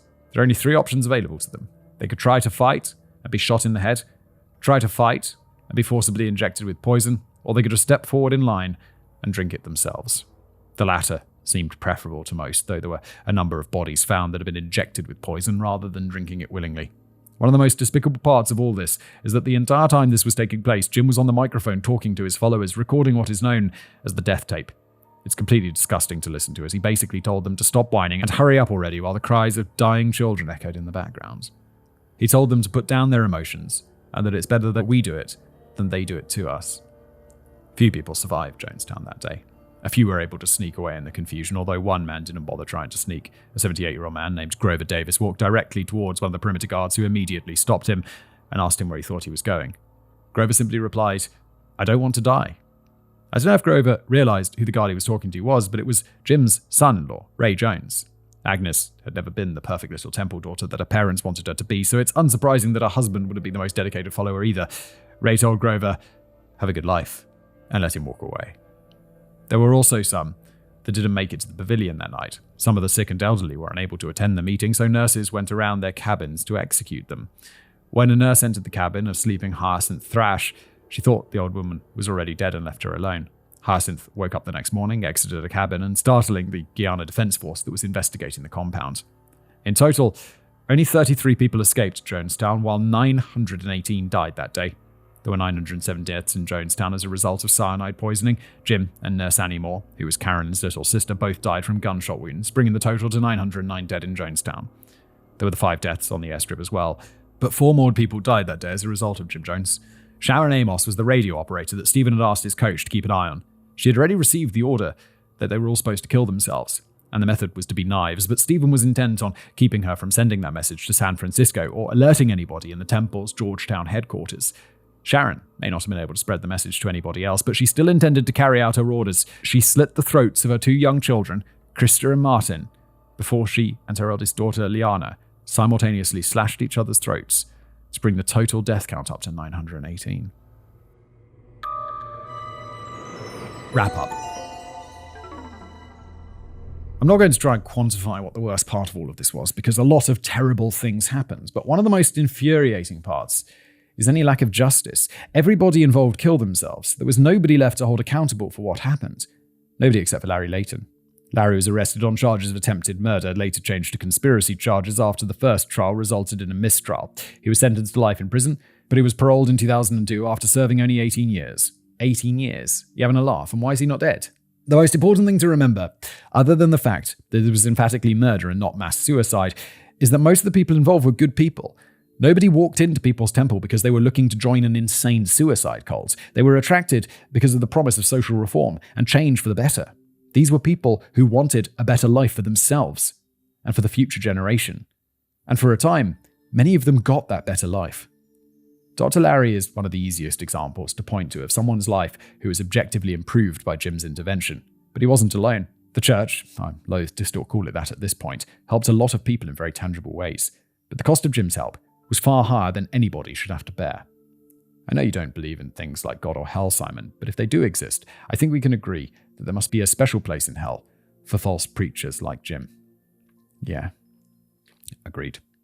Also, just let this be a reminder to never trust anybody that names something after themselves like Jonestown. There are plenty of cities named after great leaders and monuments built in their honor, but those names should be given by others after the person has left power. The only people who name things after themselves are tyrants. Anyway, join us in another week of Simon Whistler Presents Simon Whistler's The Casual Criminalist, a Simon Whistler production. Gavin. You actually made me manage to smile at the end of that episode, which I didn't think was possible. That's where we're leaving it today, everybody. This was a very, very long episode. If you enjoy these long ones, please leave a review. It really makes a difference. It gets the show in front of more people. If you're watching on YouTube, hello, like and subscribe. And I'll see you next time.